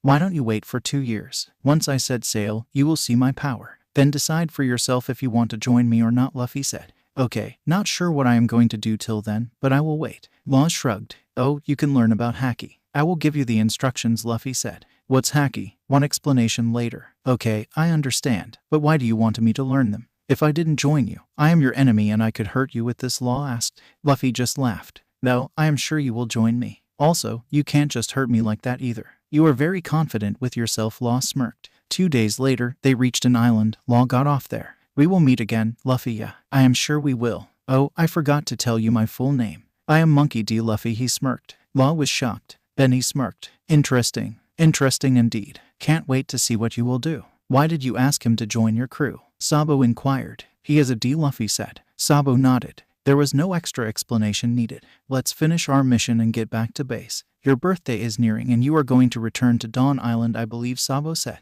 "Yes, I will return to island and then set sail at 17, Luffy replied. Luffy returned to his island at his 16th birthday. 1 more year till he set sail. He met Anna and Yamato again and started training them in magic and improving their haki. Yamato was good at armament haki. Anna was good at all the 3, but she concentrated more on observation. She wanted to advance observation and try to see into future a bit. They regularly sparred with Luffy, who was proficient at any weapon. It made easier for Yamato to train with her kanbo. They also learnt magic. Although it's basic, they were good at it. Yamato eventually also said about Odin's logbook. She mentioned about being free and traveling through the oceans. She wanted to be Odin, but Luffy immediately changed her mind. He explained about being yourself and not someone else. He wanted her to be Yamato and not Odin. They also sometimes raided the town to get money for their travels. But unknown to the girls, Luffy had already collected a lot of money from his time in Shanks's ship and Revolutionary Army. It totaled up to 100 million billies. Time passed by quickly. Luffy had grown up into a fine young man, with muscles ripping out of his body. He looked so strong, but he used illusion magic and concealed himself into looking a bit weak. He didn't need all 8 packs to be visible. 6 would be enough, I guess. He stood at 6'5". He wore a black shirt with collars up covering his cheeks. He also wore a black pants complementing his appearance, giving it a menacing and terrifying look. Anna was 5'8". She wore a green skirt with a black pant, tightly fit around her body. Yamato was taller than both Luffy and Anna at 7'5". She wore a sleeveless white garment with a diamond-shaped design on both sides and an indigo wisp pattern bottom half. She wears a pair of red hakama pants and sandals. Yamato also had a large purple and white Neodasuke behind her back which held her kanbo. All 3 looked really strong. They were setting sail in a week to meet the new crew and reach the top. They are a week away from setting sail. But that doesn't mean they stopped training. After all, there is a new devil user to be trained.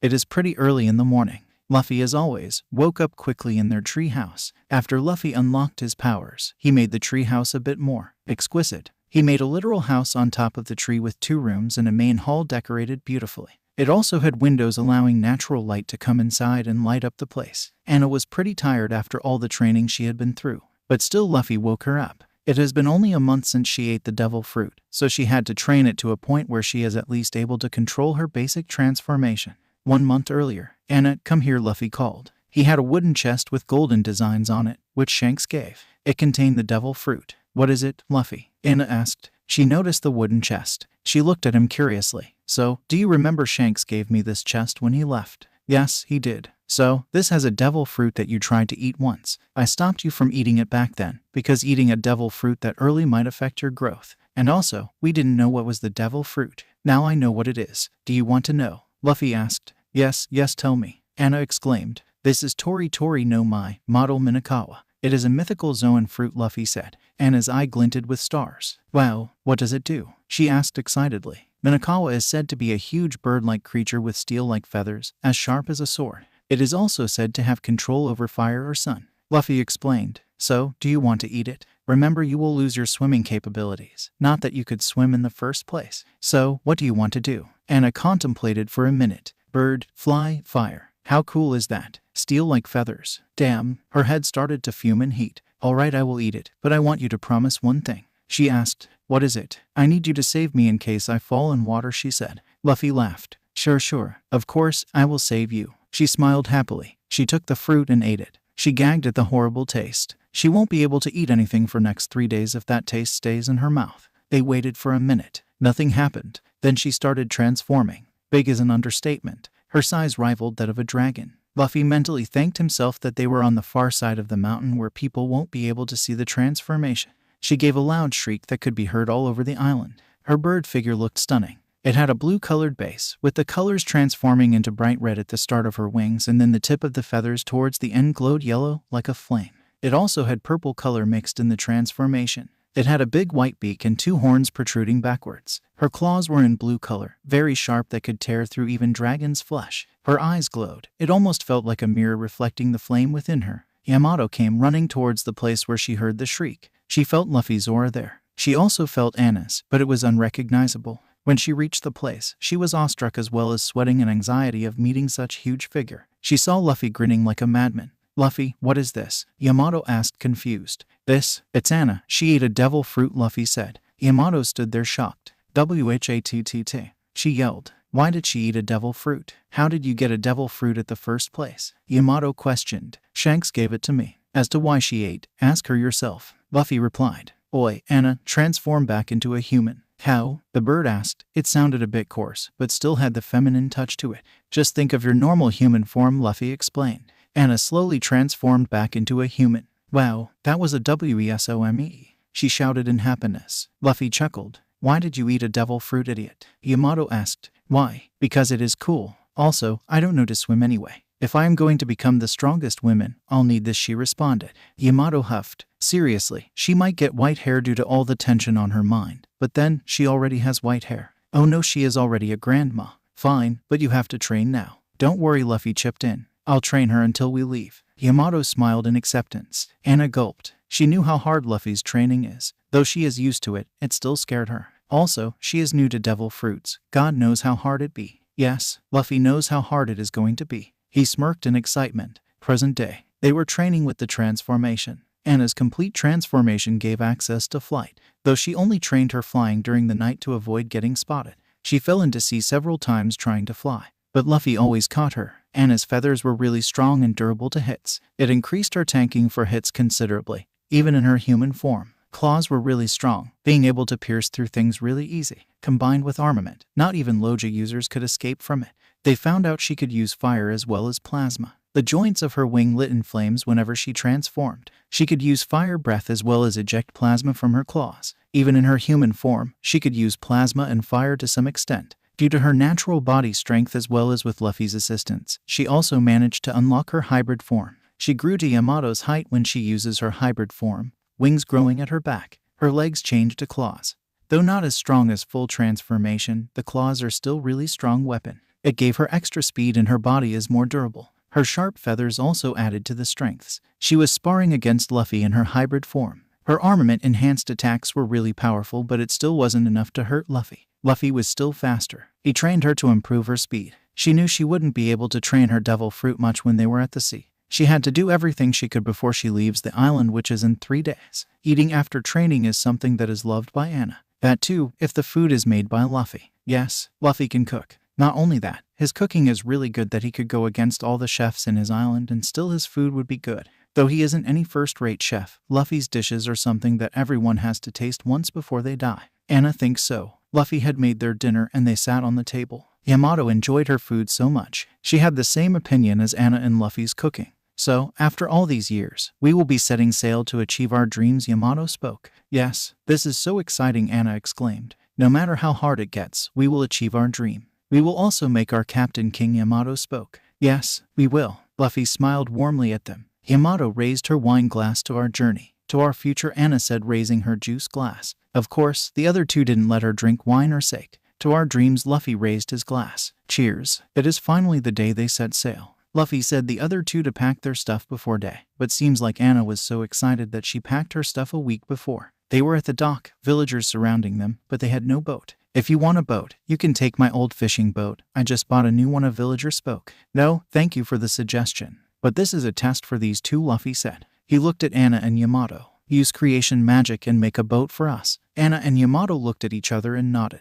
They brought their hands up, palms facing each other. It started glowing white with magic circles forming on both the palms on their hands. Iris. They created a boat that would easily fit up to 6 people. It had 3 rooms, a kitchen and a center mast. Luffy smiled at their progress. The duo was exhausted at the use of magic. Magic used up a lot of user energy. The villagers gaped at the boat and the powers they used. They had stars in their eyes. Makino came up and hugged Yamato and Anna together. They were crying. For the past 10 years, she was the one who provided them shelter and food. They would be eternally grateful for her. Thank you, Makino, they said in unison. Thank you for taking care of us. If it wasn't for you, we might have been dead by starving right now. We don't know how to repay you. Makino smiled warmly. She had become a mother figure for the trio. Though it pains for her to see them go, she knows they are destined to become great. If you want to repay me, then do it by achieving your dreams, she said. They hugged again. Then Makino hugged Luffy tight. She basically took care of him since he was born. Take care, Luffy. Take care of those two. And be careful in the seas, she said. Luffy smiled brightly. Of course, I wouldn't let anything happen to them.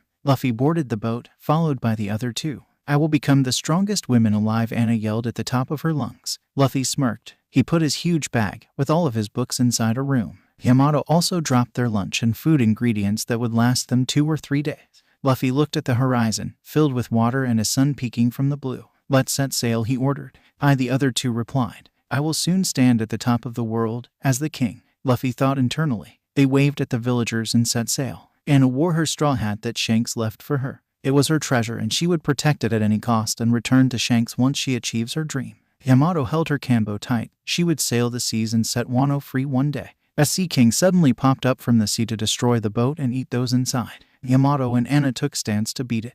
Wait, Luffy ordered. They looked at him and relaxed their stances. Luffy looked at the Sea King, his eyes changing gold. Anna stared at him without looking away. Boy, what are you doing? You dared to destroy my ship, Luffy thought, which was only heard by the Sea King. What? You can talk with me? The Sea King asked. Of course, a god can talk to everything, isn't it? Luffy said. The Sea King started sweating. Yamato and Anna looked at him confused and at their staring competition. Why, you are so? You're reincarnated just as the legend said. The Sea King muttered in fear. Yes, I am sorry, Master. Please forgive my insolence, Sea King apologized. It's fine, but let this be a secret for now. Soon this world will know that I am incarnated as Monkey D. Luffy said. Yes, Luffy-sama. I will keep my mouth shut until you decide to reveal yourself to the world. Is there anything I could be help of? Nothing. You may go now, Luffy replied. Then I'll take my leave. Luffy-sama. The huge Sea King bowed and went inside the sea, swimming away from the boat as fast as possible. What was that? Anna and Yamato exclaimed. Oh, nothing, I was talking to it, Luffy replied nonchalantly. You can talk to them. The both yelled in unison. Did you forget who I am? Luffy asked. They both came to realization. Yeah, he could talk to them, of course. They both nodded in negative and smiled. Luffy knew quite a bit about navigation. After all, he spent his entire childhood reading dozens of books that he got from the Goa Kingdom's huge library that could be accessed only by the nobles. He returned them. Only some of them. Okay, yeah, he didn't return them. He would repay them for the books when he becomes a king. They were going towards Shell's Islands. Luffy had planned towards going to Shimitsuki village at first, but he had been hearing rumors about the pirate hunter duo around Shell's town lately. They spotted a pink-colored boat attacking on a civilian's boat. Upon closer inspection, it looked like the pink ship was a pirate ship because it had a flag with crossbones on it. Luffy smirked. Now, no one harms the civilians in front of him. If he is a king, he must protect his people. Yamato, Anna, take care of the pirate ship. I'm going to go to the other ship and check if anyone is injured, Luffy said. Other two nodded in excitement. This is the first time they were going to fight outside the island since they set sail. They jumped up the boat and went in. Gatum is teleportation magic. Only Luffy can use it for now. He won't be able to teleport himself too far. Also, it depends on the presences around the area he is teleporting. Luffy teleported himself to the civilian ship. He looked around for people who could be hurt, but no one seemed to be harmed. Maybe he should have said the other two to go easy on the captain. He looked at an orange-haired girl sneaking inside the pirate ship. Luffy watched her amused. She made her way through the ship without being noticed by someone and went inside a room. Luffy smirked and teleported himself to that room. Anna and Yamato boarded the ship. They looked around to see people around, but it seemed many were at the civilian's ship robbing them. They walked around to see a wimpy-looking pink-haired boy hiding behind a door. They were below the deck. It seemed like the boy was hiding from someone crying and was muttering something unintelligible. They walked towards him. "Oi, who are you?" Anna asked. The boy shrieked in fear and fell on his butt. He looked up to see the two women standing in front of him. He gaped at the sheer height of Yamato. He looked at her horns. Horns. The boy started sweating and gulped. He prayed to the gods that they give him a good afterlife. "You haven't answered my question," Anna insisted again. I am. See, Kobe, he muttered. Words didn't seem to come out his mouth easily. "What are you doing here?" Yamato asked. I am with the pirates, he said. Yamato glared at him. "So you are one of them? You attacked the civilian's ship?" she asked. "And no. Actually, I was captured by the captain of this ship 2 years ago when I went for fishing. She hasn't killed me yet because I know a bit about navigation." "Then why didn't you escape yet?" Anna questioned. What? And no. It is impossible. Captain Alvida ... She could kill me. Kobe gasped. "Oh, so you are a wimp and a crybaby. Man, I hate you," Anna shrugged. Kobe cried comically. Of course, they didn't need to remind him. "Yamato, I am bored and hungry. Can we find something to eat here?" Anna asked. Yamato looked at her and shrugged. "Why not?"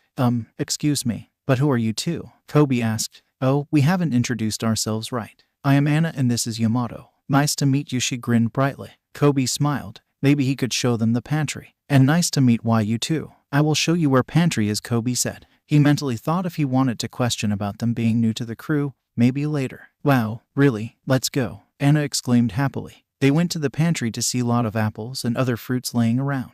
Anna immediately dug in and started eating. Yamato also followed her. Are you new to the crew?" Kobe asked. The other two looked at him confused. "We aren't part of your pirate crew. We might be pirates for names, but we never harm innocent people," Yamato spoke. Kobe looked at them wide-eyed. "So, these two weren't this crew. ... That means if Alvida found out he could die." His face became pale at the thought. "So you are pirates. Why did you set sail then?" Kobe mustered up his courage and asked them. "Oh, I want to become the strongest women in the world. I want to sail the sea and free a country." Kobe looked at them in shock. "Strongest women? No, impossible. Lady Alvida is far stronger than anyone I have met. She could kill you both if you are here." "Impossible ... Impa fist hit him on his head, stopping his muttering. "Why did you hit me?" he asked. "Felt so. I can't stand there saying I cannot achieve my dream. I will do everything in my power to achieve my dream. If I die on the process, it is fine with me." Anna gripped her straw hat tightly. Kobe was struck by her words. Die for the dream. He wished he was that brave. "Sorry, do you think I can achieve my dream?" Kobe asked, looking at the ground in embarrassment. "What is your dream?" Yamato asked. "My dream is to become a marine and arrest all the evil-doing pirates." "Oh, how do I know?" "If you want to know, you have to try it out yourself." "I will do it. I'll become a marine and I will arrest Alvida," he yelled with determination. Before any of them could reply, the roof broke and a figure fell through. "Who are you going to arrest, Kobe?" Another voice chipped in. Kobe's face became immediately pale. He turned around to see a huge figure standing behind him. "Hello, Lady Alvida," Kobe gasped. "Oi, Kobe."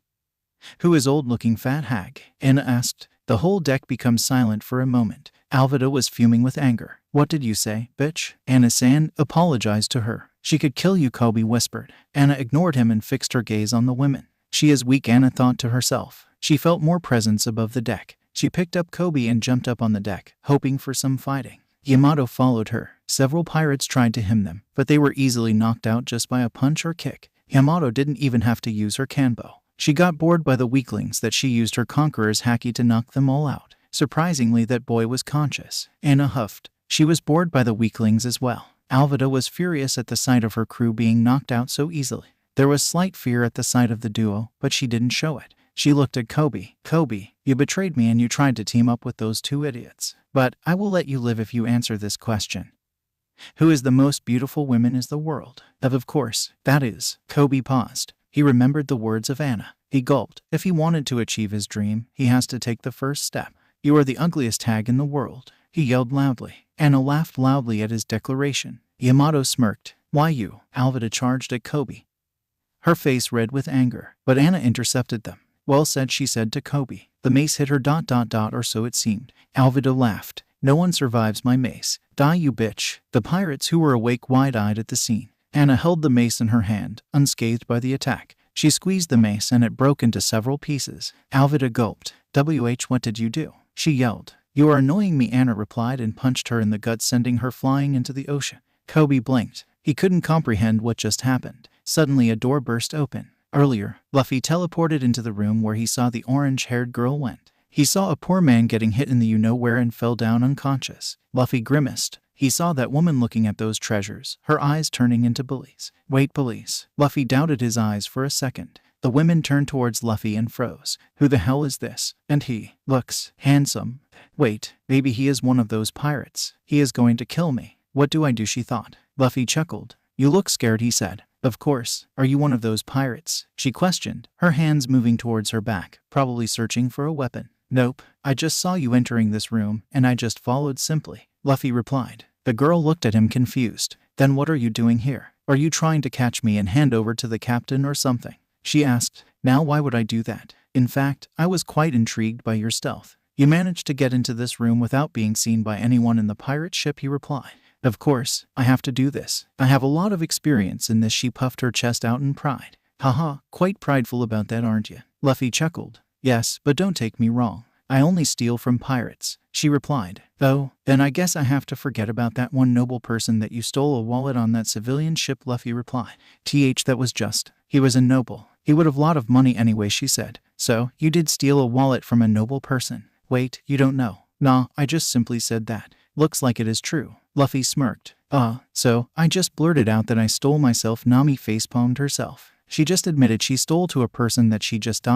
met. Wait, why are you asking about these anyway? If you aren't a pirate, who are you then? She asked, raising her eyebrows. Me, I am just a traveler with a dream. He grinned. He sensed that woman's aura. It was hurt and was in pain from a fish. He couldn't point it out clearly. He heard multiple thuds, including the orange hair falling to the ground, breathing heavily. What was that? It felt like someone crushing me, she exclaimed. Oh, you managed to stay awake during Yamato's Conqueror's haki, Luffy said. Wait, what? Nothing. Anyway, I guess my friends should be done with the captain now. I guess I should go now. If we are lucky, we might meet again somewhere else. Bye, Luffy said and kicked the door open, breaking it into pieces. Present. Oh, Yamato, Anna. Looks like you are done with these pirates, Luffy smirked. Yeah, they were pretty weak. I thought I would be able to get a warm-up here, but looks like it's not going to happen. Yamato spoke. She was disappointed. Don't worry, you will meet a lot of strong people in the future. And who is that pink guy? Luffy asked, pointing at Kobe. My name is Kobe, sir, he said. Luffy, can we take this guy to the nearest marine base and drop him off? Anna said.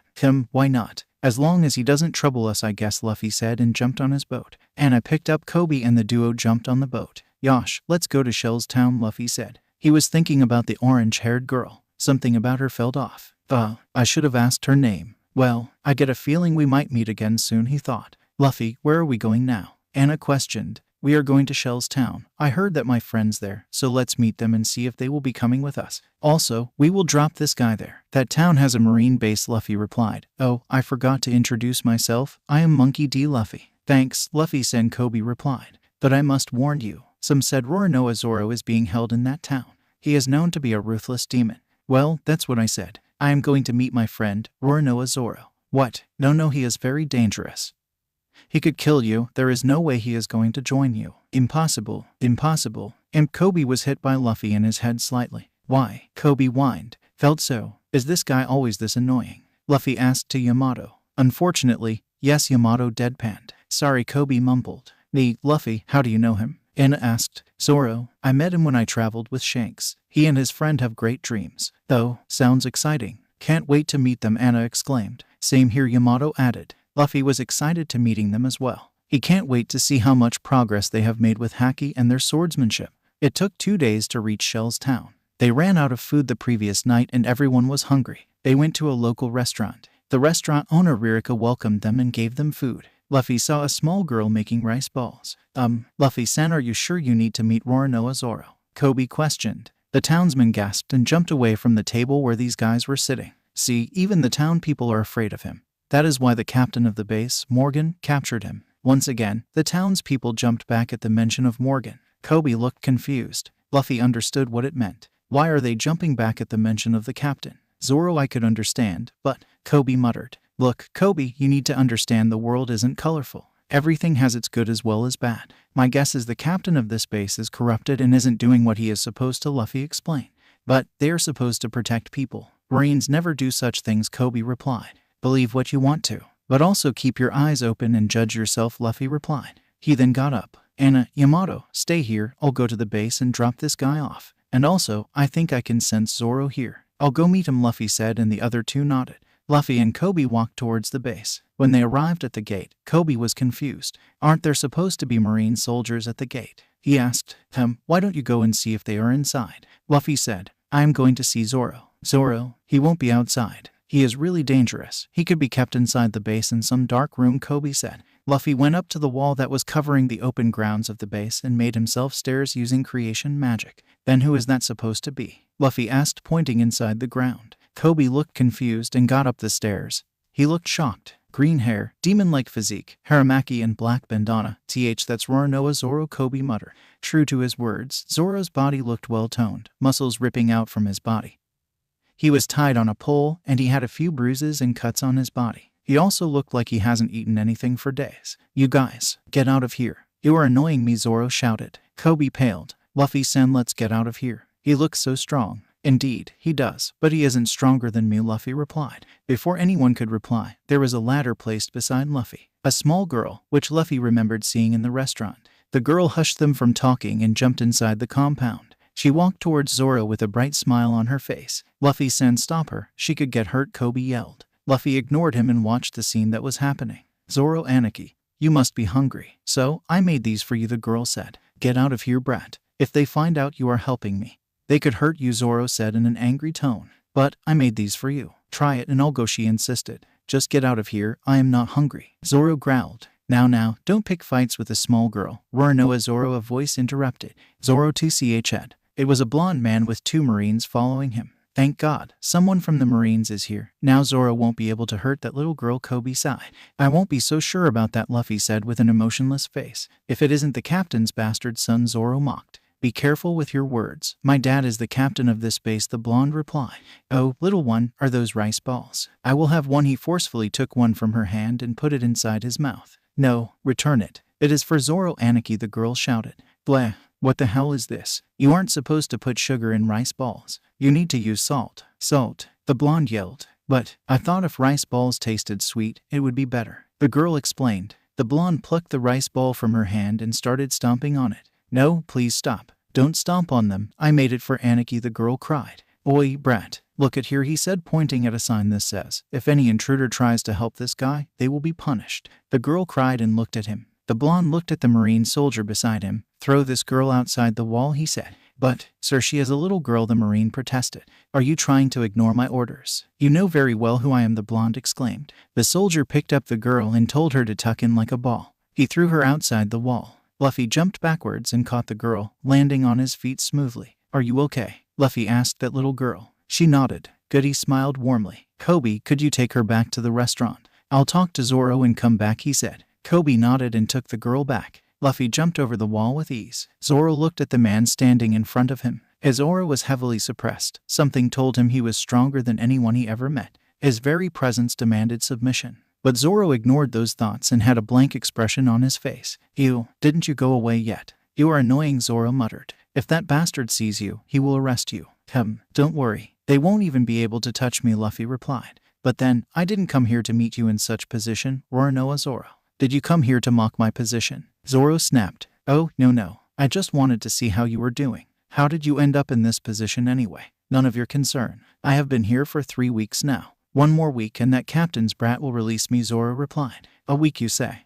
He'll come back after a week then. But don't tell me you seriously believe that wimpy blonde is going to release you, Luffy questioned. He should, else I will kill him, Zoro said harshly. Luffy said nothing, just turned back and started walking away. Oi, before you go, could you feed those to me? Zoro asked, pointing towards the stomped rice balls on the ground. That looks so dirty and muddy, Luffy said. It's fine, just feed me. Luffy shrugged and picked up the rice balls and put them inside Zoro's mouth. He watched him chew and swallow that with a horrible expression on his face. Luffy chuckled lightly. Told you, it was all muddy. Thank you for the food. I was really good. Could you tell that to the small girl? Zoro asked. Luffy smirked and nodded. He did pick a good guy after all. Luffy walked back towards the restaurant. He went inside and sat with Anna and Yamato. He told them about Zoro, and Anna brimmed with excitement to meet him and fight with him. Yamato smiled. Luffy called Rika and told what Zoro said. Really? He liked them? Rika asked with a bright smile on her face. Of course, he ate all of them, Luffy replied, and said they tasted really good. But why? He is doing all the things opposite to what he was said to be. He is one of the famous pirate hunter duo, and he is said to be a demon. Kobe chipped in.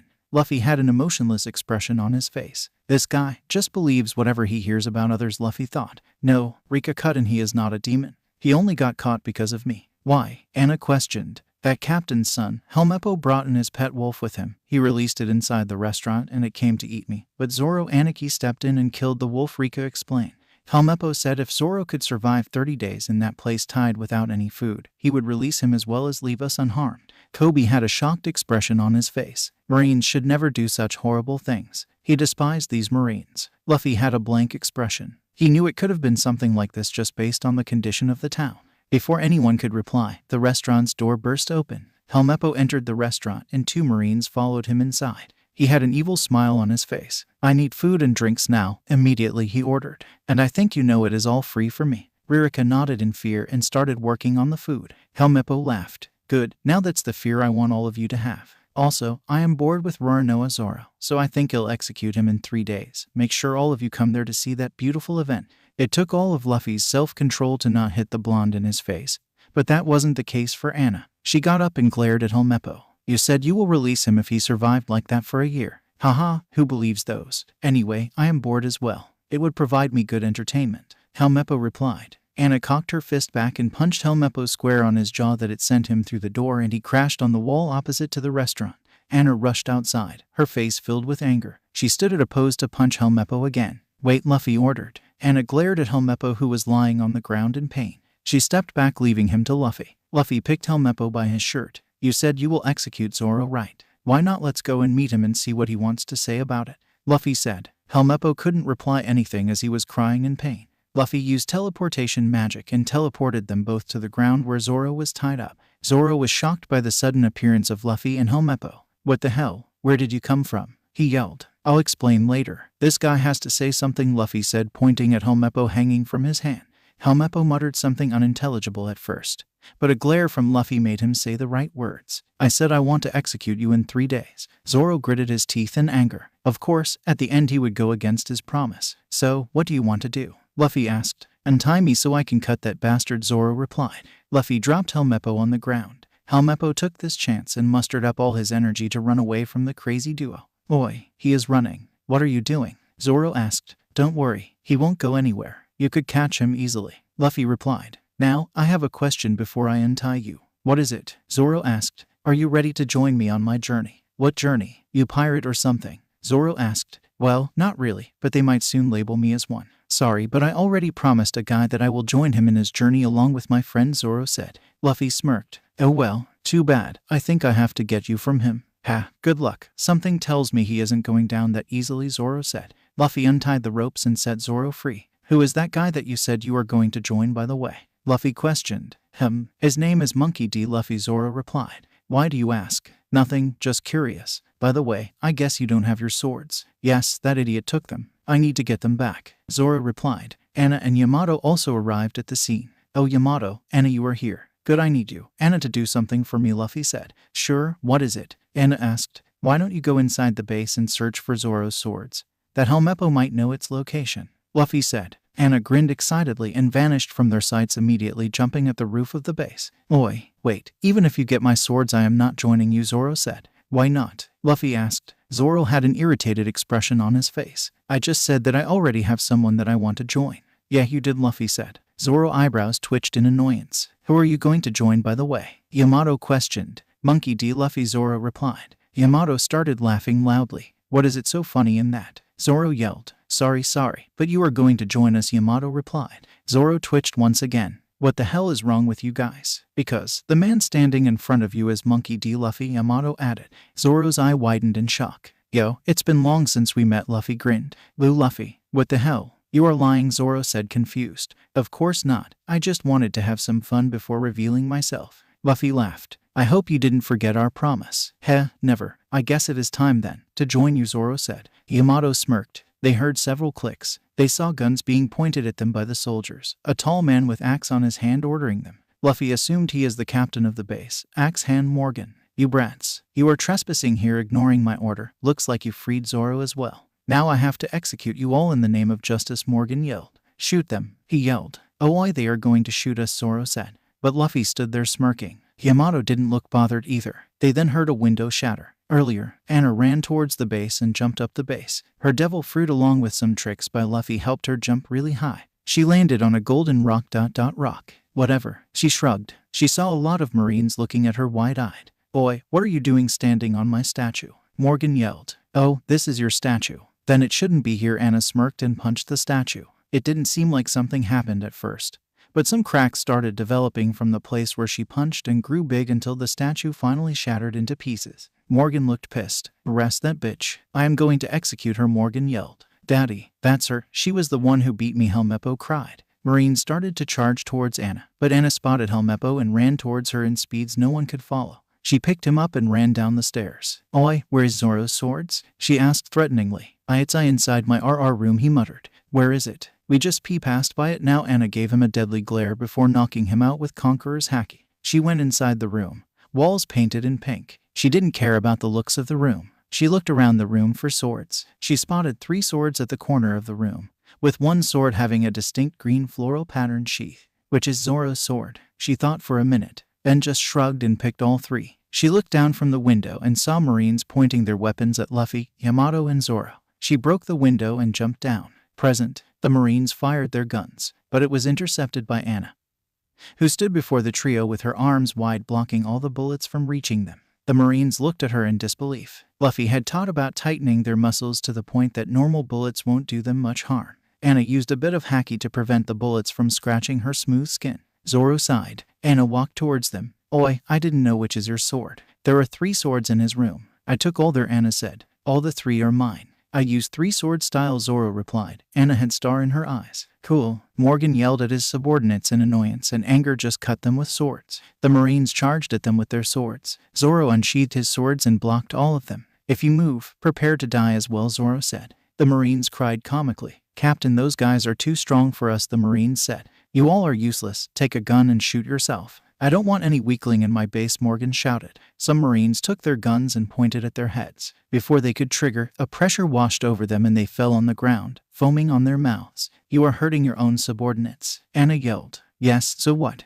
They are weak anyway, Morgan replied back. Anna got furious and charged at Morgan without replying to him. Morgan tried to block her punch but was hit on his gut and sent back flying. He gritted his teeth in pain and spit out some blood. Before they could do anything, they heard a click, and they saw Helmeppo pointing guns at Yamato. Stay down, or I'll kill her, he threatened in a weak voice. Yamato didn't look bothered by that guy's antics. She looked bored. Anna just ignored him and walked towards Morgan. Morgan stood back up and charged at Anna. He brought down his axe towards her head. Die, you bitch, he yelled. Anna caught the axe on her hands covered in haki. She crushed it with no effort. Morgan was shocked, his jaw dropping at the floor. Before he could say anything, Anna's hands lit in fire. She gazed at Morgan, her eyes burning through his soul. She punched Morgan in the chest, earning a crunch sound at the breaking of several bones and skin burning into crisp due to heat outputted by Anna's hands. He was knocked out by the punch and was sent flying back towards the base, crashing in the wall. Zoro's eye widened at this. How? He mumbled, which was only heard by Luffy. I will explain you later, Luffy said. Yamato punched Helmeppo on his head, knocking him out instantly. The Marines cheered at the defeat of their corrupted captain. Zoro collapsed on the floor, muttering hungry. They went back to the restaurant. They ordered food for Zoro and explained what happened at the base to the Kobe and others. The door was then burst open by someone. The person came straight towards Zoro and bonked him on the head. Anna and Yamato tensed, but Luffy looked relaxed. Who the hell hit me? He turned back to see the person. Idiot, why the hell did you sail off on your own from last island? It took me 3 weeks to find you. The person, who was a woman with dark blue hair and had a large, black eyes. Kuina, I thought you got lost when we were on last island, so I sailed off thinking you went to next island, Zoro exclaimed. Like hell I did. You moron. You got lost on your own and forget the way to come back, she yelled. Hey Kuina, it's been a long time since we met, Luffy said. She looked at him confused. I am sorry, but do I know you? She asked. Oh, don't say you forget the boy who saved you when you fell from stairs, Luffy smirked. Luffy. Kuina yelled again. Haha, yes, Luffy laughed. Oh, I am sorry. We didn't introduce ourselves earlier. I am Yamato and I am Anna, they both introduced. I am Roronoa, Zoro, I am Shimotsuki Kuina. Nice to meet you. So, you both ready to join me on my journey? Luffy asked. Huh, oh yeah, we did promise. Of course, we've been training hard. Can't wait to see how far we progressed. Kuina replied. Zoro nodded. Then a group of Marines entered the restaurant. I am Commander Ripper, second in command of this base. Are you guys pirates? Well, not really. But soon enough the government will force us into one, Luffy replied.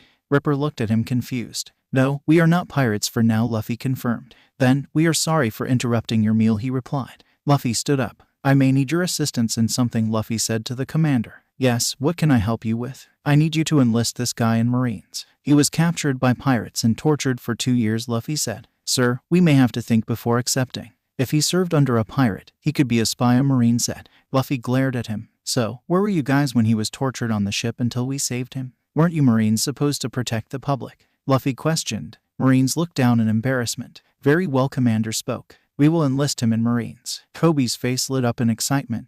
Thank you, sir. I will definitely do my best, he shouted. Luffy pulled out a letter from his pocket and handed it to Commander. Forward this to Vice Admiral Garp. He spoke. The commander nodded and exited the restaurant. They ate a bit more and got some supplies. Then they thanked the owner and the little girl and left the restaurant. They went to docks. So, this is our boat? Zoro asked, pointing at the boat. It was enough for the crew that they had now. Yes, Luffy affirmed. They boarded the ship. So, where are headed next, Captain? Kuina asked.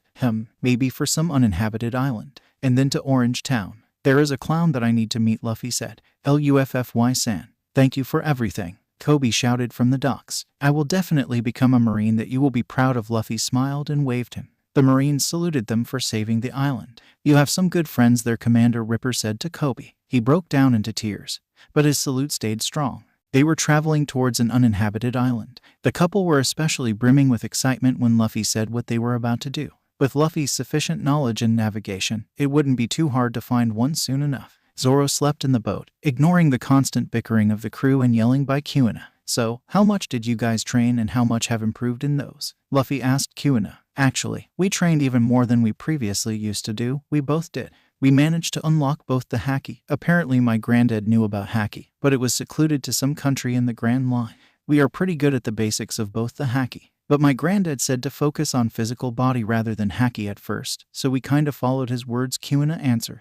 Actually, it's a good advice. Your granddad must have had prior experiences with those who used Haki proficiently. I could see both of you are pretty fit, but once we get or make a bigger ship, we will start the training immediately. And I will warn you it won't be easy. Luffy said. I won't expect it be easy either. But why did you say we are going to make our ship? Kuina questioned. I will answer about that later, Luffy said. Is he going to train us to be shipwrights or something? Kuina thought internally. They traveled in the calm waters, reaching a barren island. It was a small island with barely 1 or 2 trees sticking out, completely void of any life forms. Perfect island for a spar. The 5 got down the boat and walked towards the middle. They found a perfect crater, almost looked like carved out of the land just so they could spar here. Grin spread across everyone's face. 2 duos stood facing each other. Dry air, rolling upon the battlefield. The swordsman duo looked like beasts waiting for their prey that they have been waiting for years. On the other hand, the sisters looked ready, waiting for their opponents to strike. But they didn't look weak in any way. Their auras pouring like molten rock, radiating heat in the form of strength.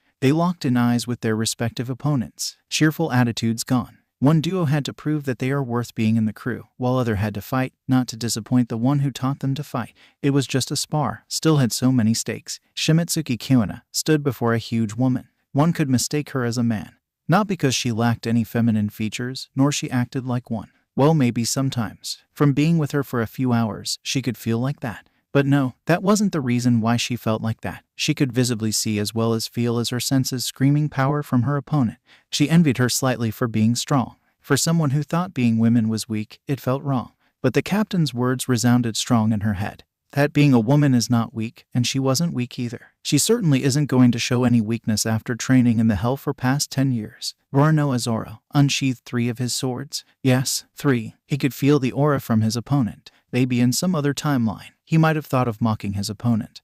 That a wimpy, innocent girl could only dream of beating her. But he did learn looks can be deceiving. He felt it is going to be either all out or lose. The opponent's smirk didn't help him either. It wasn't mocking, but was more like I would be disappointed if you can't put up a good fight. He swore to be the greatest swordsman in the world. Then he will try to fight like one. Luffy watched them in silence. He had an idea of what Anna and Yamato are capable of. He was eager to see what the other two are worth. But that wasn't his primary goal here. He wanted to see their styles so he could come up with a plan on how to train them, and also what sort of magic would help them. The opponent stood in silence. No one moved, eyes locked. Taking your eyes of the opponent could cost one's life. They are not willing to take that chance. Then suddenly out of nowhere, they charged. They charged at speeds that normal humans won't be able to keep up. But for the fighters, it wasn't anything difficult. Anna felt like she has experienced even faster things, namely Luffy. The swords clashed. Hyuna's sword clashed against Yamato's kanbo, metals sparkling on the contact. Yamato had a grin, almost as if she had judged the opponent's strength. Her mind would have probably said something like analysis complete. They jumped back and charged again. Zoro's swords clashed against Anna's hand. Zoro looked up. He expected her hands to be covered in haki, but her hands were different. It was covered in what looked like ... birds' feathers. Zoro had a lot of question in his mind, but now wasn't the time to ponder upon them. Whatever she was fast. Zoro's movements weren't as fast as her. He would have to rely upon his haki to catch up with her speed, but still he felt she was holding back. He was too, but if he wants to see his opponent's actual strength, he has to step up his game. Yamato and Hyuna swung their weapons in a harmonic way, hitting each other in a perfect order. Hyuna wondered how Yamato could wield a huge weapon like the kanbo and still match up to the speed of a sword. Vertical slash, horizontal, diagonal, you name it, Yamato could block them with her kanbo in ease. A black sheen spread across Hyuna's blade, indicating her use of haki. Yamato smirked, her own hands turning black. They both clashed again, causing wind disrupt from their attack. Hyuna attempted to cut Yamato diagonally from the bottom, but her opponent dodged it by moving back a bit, then planting her foot firmly on the ground.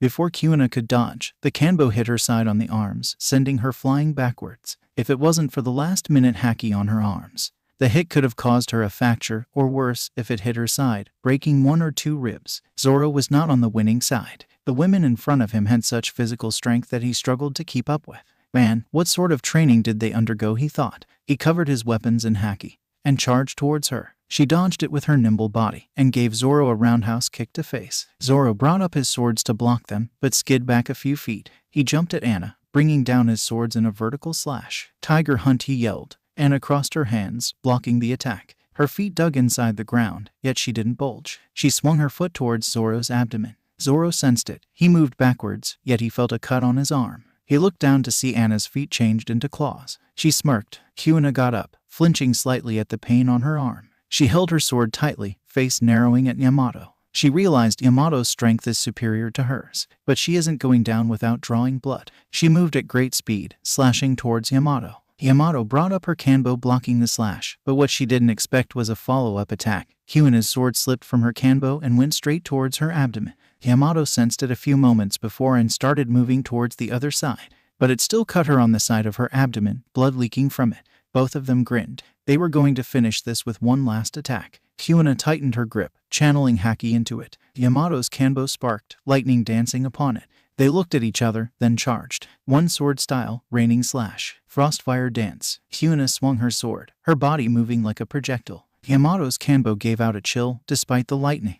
They smashed against each other. Anna and Zoro knew they are nearing their final clash. Anna smirked. She decided she wanted her final move to be a bit fancy. Zoro crossed his swords, forming a X haki covering all the 3 swords. Anna's hands lit in fire, a bright yellow-orange flame. It soon turned into black, indicating the use of haki. They charged, Anna covering great distance than Zoro. Hellfire burst. Onigiri. Anna held one of her hands, still on fire on the trajectory of the Zoro's attack. She blocked his attack with one hand. Zoro's eye widened. She used his swords as a leverage and pushed herself onto Zoro, hitting his head with a strong punch. Oops, she thought. Zoro flew back a bit, falling on the ground unconscious. She looked at the hand with which she blocked the swords, bleeding. She looked back towards Yamato, whose opponent was on the ground panting. She noticed the cut on Yamato's abdomen. She grinned. They grinned. The new addition to the crew were strong. Strong indeed. Luffy smirked in happiness. He was right about his choices. But moreover, Zoro's sword, the one with green floral pattern. It felt familiar, but he just couldn't remember how. A question for later. He picked up Zoro and carried him to the boat. Yamato helped Kuina. Luffy used his healing magic to heal up all of his crew. Zoro was still knocked out, probably due to a concussion on his head. They moved towards their next destination, Orange Town. Zoro woke up after half an hour. His head was groggy from the concussion. He was on the sea, on the boat. He sat upright, looking around, to find Luffy sitting on the railing facing the sea. He walked up to him. "Oh, Zoro, you are awake," Luffy said, without turning back. "Yes, still having a mild headache due to the concussion." "Don't worry, it will go away," Luffy assured. "Yeah, so, how did you like our fight?" Zoro asked. "Oh, it was great. You both fought really well. A good control over Haki and your physical strength and speed was great. Both of your defense lacked. But no worries, we will start training on that soon," Luffy concluded. Zoro sighed in relief. He had been afraid that Luffy might think they were weak. Kuina walked outside of the room where she was resting. She had heard the conversation of Luffy and Zoro and felt relieved that Luffy had a positive view about their performance. She approached them. "So, Luffy, what power does Anna have? For a fact I know hands changing into bird-like feathers is not a normal thing." Zoro asked. "Oh, she ate a devil fruit. She has the powers of a mystical bird," Luffy answered. Zoro nodded at the answer. He didn't have to inquire more about that. He isn't going to eat devil fruit, since it takes away his ability to swim as well as his feeling that fighting swordsmen with the help of a devil fruit dishonorable. Kuina felt the same about devil fruits. Their aim of becoming the best would solely rely on their strength and not on some devil fruits. "So, Luffy, what are we going to train when we get a bigger boat?" "I am a bit curious about it," Kuina asked. "Improving your haki as well as magic." "Magic? I mean, we aren't going to eat any devil fruits which are supposedly magic fruits. Do you mean we will eat one?" Kuina asked, confused. "No, this is different. Don't worry, you aren't going to lose your ability to swim or anything like that. This is pure magic. I'll demonstrate when I have the chance. Magic is used a lot in the second part of the Grand Line as I heard about it," Luffy answered. Kuina and Zoro nodded, seemingly a bit unsatisfied. "My guess is that the man you both are trying to beat also uses magic to a great extent," Luffy said. Now that got their attention, face visibly lightening up in excitement. Luffy chuckled. This is going to fun, he thought. They saw 3 people floating in the water, struggling to swim. Luffy ordered to pick them up. When they got on the boat, they immediately pulled out their knives and started demanding their money and valuables. They were part of Buggy pirates. Luffy laughed out loud. They looked at him confused. "You guys seriously think you could take on 5 people and escape with ease?" Luffy questioned. "Those 3 wouldn't need 5 to fight. One of them is more than enough to send them flying to the next island."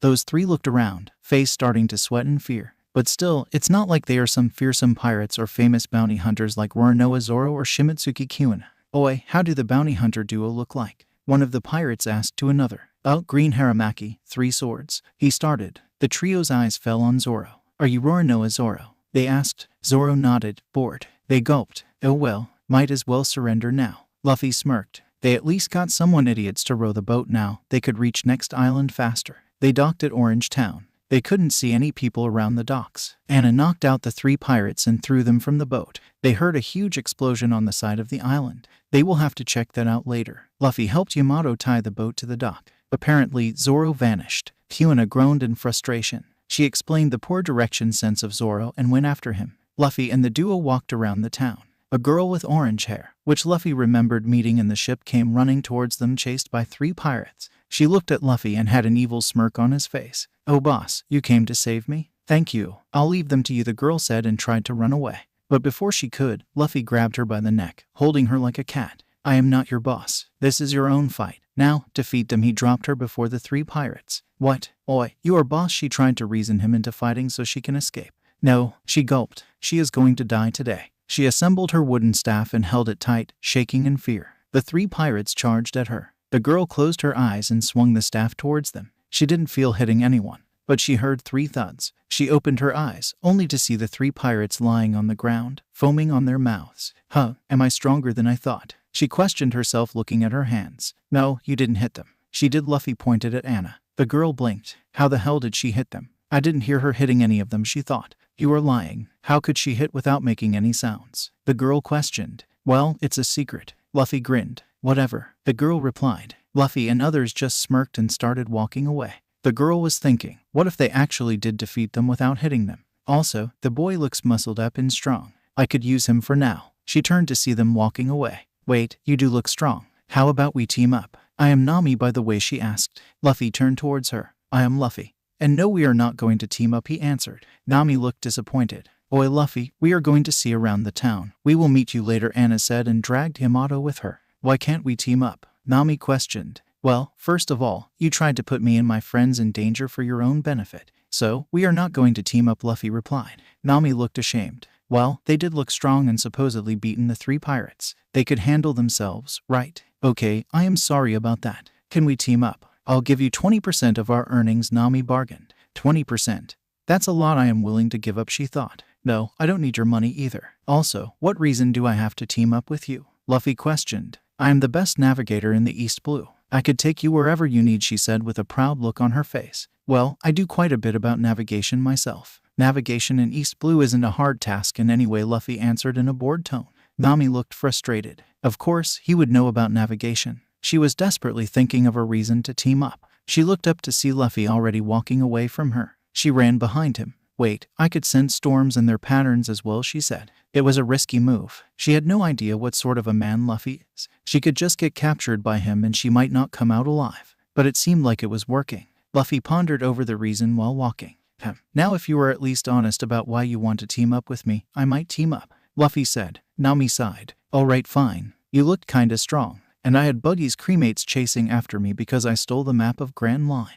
If I am with you, I might escape safely, she answered. Okay, I can team up with you, but still you might not like what we might become in future, Luffy said. She was confused and a bit nervous. Why? It is not like you are going to become pirates or anything, right? We won't, they will make us, Luffy answered. They? Who are they? World government and Marines. Now, Nami had lost her mind. She couldn't comprehend what that guy was saying. So, you are pirates, Nami said. That's the result her mind could provide now. Luffy sighed. Alright, yeah, we are pirates, Luffy answered in a deadpan tone and walked away. Nami followed him, thinking about it. Anna and Yamato met a cute little dog guarding a pet food store. Anna immediately started petting and hugging it. The town's mayor explained that the owner of the store died a few months ago and the dog, named Chowchu, guarded the store from outsiders. Moji, the first mate of Buggy Pirates, arrived there with his pet lion, Richie. The lion looked like it hasn't been fed for days. He ordered the lion to eat from the pet food store. Oi, who are you guys? Run away from here. This island is Captain Buggy's now, Moji said. No, we won't go, Anna replied, sticking out her tongue like a kid.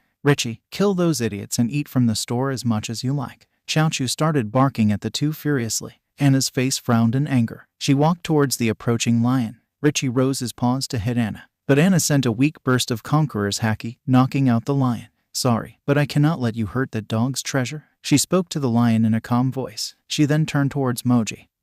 He was visibly shaking. What did you do to Moji? He yelled. Anna ignored his rambling and walked towards him. He looked frozen in fear. Anna cocked back her fists and drove a punch at Moji's head, which probably would have cracked his skull. He was sent flying back, knocked out. The mayor looked shocked. He wanted to go defeat Buggy himself. He was the mayor of the town. He has to do it to protect the city. But Yamato knocked him out, sending a small burst of Conqueror's haki. They weren't going to let Buggy terrorize the town anymore. Anna walked towards the other shore where they heard Buggy and his crew were. They met Luffy and Nami along the way. Oh Luffy, good timing. We need your permission to beat up Buggy, Yamato spoke. I heard. You don't need my permission for this stuff. Also, even if I say don't, it's not like Anna is going to listen, Luffy chuckled. Anna grinned widely. Nami looked confused. They are talking about defeating a 15 million bullies pirate with no worries in their faces. Are they idiots? She thought. She followed them anyway to Buggy's camp. At least she could use the distraction to steal Buggy's treasure. They walked towards Buggy's camp. Somewhere along the way, Zoro and Kuna joined. Nami was quite shocked to see the famous bounty hunter duo along with the group of crazy idiots. She knew she will be a bit safe if she was with this group. Yet she was confused about the pirates' part. They reached the camp. Pirates enjoying their party of apparently destroying the town. Anna's face lit up in anger. Oi, Buggy, come out, she yelled. Who is calling me a red nose? Buggy misinterpreted, yelling back. He walked outside of his tent. He looked at the six standing at a distance. What do you want, you flashy bastards? Buggy shouted. We are here to kick your ass, Anna yelled furiously. Buggy's face reddened in anger. I am going to execute you all flashily for talking to the great Buggy-sama like that, Buggy boasted. Oh oi, that green-colored hair guy, is it Roronoa Zoro? A random pirate shouted. Other pirates looked at him in shock. Oh, Roronoa Zoro, which means the blue-haired girl is Shimitsuki Kuina. Are you both here to collect my bounty? Buggy smirked. No, we left bounty hunting.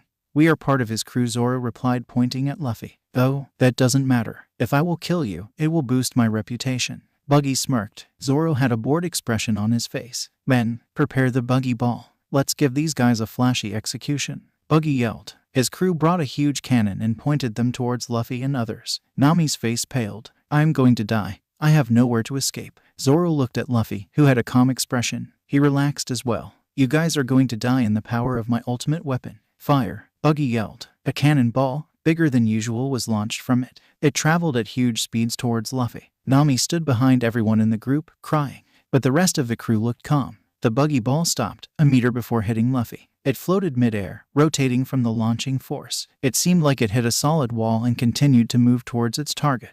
Yet there was seemingly nothing between Luffy and the ball. The ball stopped rotating as well. It floated in the air. Buggy's crew watched in disbelief, including Nami. Suddenly, it started rotating on the opposite side, faster than before. It lit on fire due to the sheer speed it was rotating. The fireball was launched towards Buggy and his crew faster than its original speed. Everyone was too shocked to move away from the projectile's path quickly. It caused an explosion on the other side, trailing leading up to the shore. When the smoke cleared up, Luffy and others noticed Buggy covering himself with two of his crewmates to protect himself from the cannonball. Anna's rage increased. She was visibly shaking with anger. She hated putting the crew in danger for her own safety. Captain, let me handle these. A man sitting on a unicycle came forward with two swords on his hands. Very well, Kabaji, make sure to kill them. They should pay after causing such thing to my crew, Buggy said. I'll take the makeshift swordsman, Zoro said. I'll take out Buggy, Anna said. Luffy nodded. They both stepped forward to fight. The swordsman in the unicycle, Kabaji, cycled towards Zoro. It is an honor to fight with the famous Roronoa Zoro, he said. I wish I could say same about you. But I don't think I feel the same way, Zoro replied nonchalantly. You will, once I defeat you, he yelled and charged at Zoro.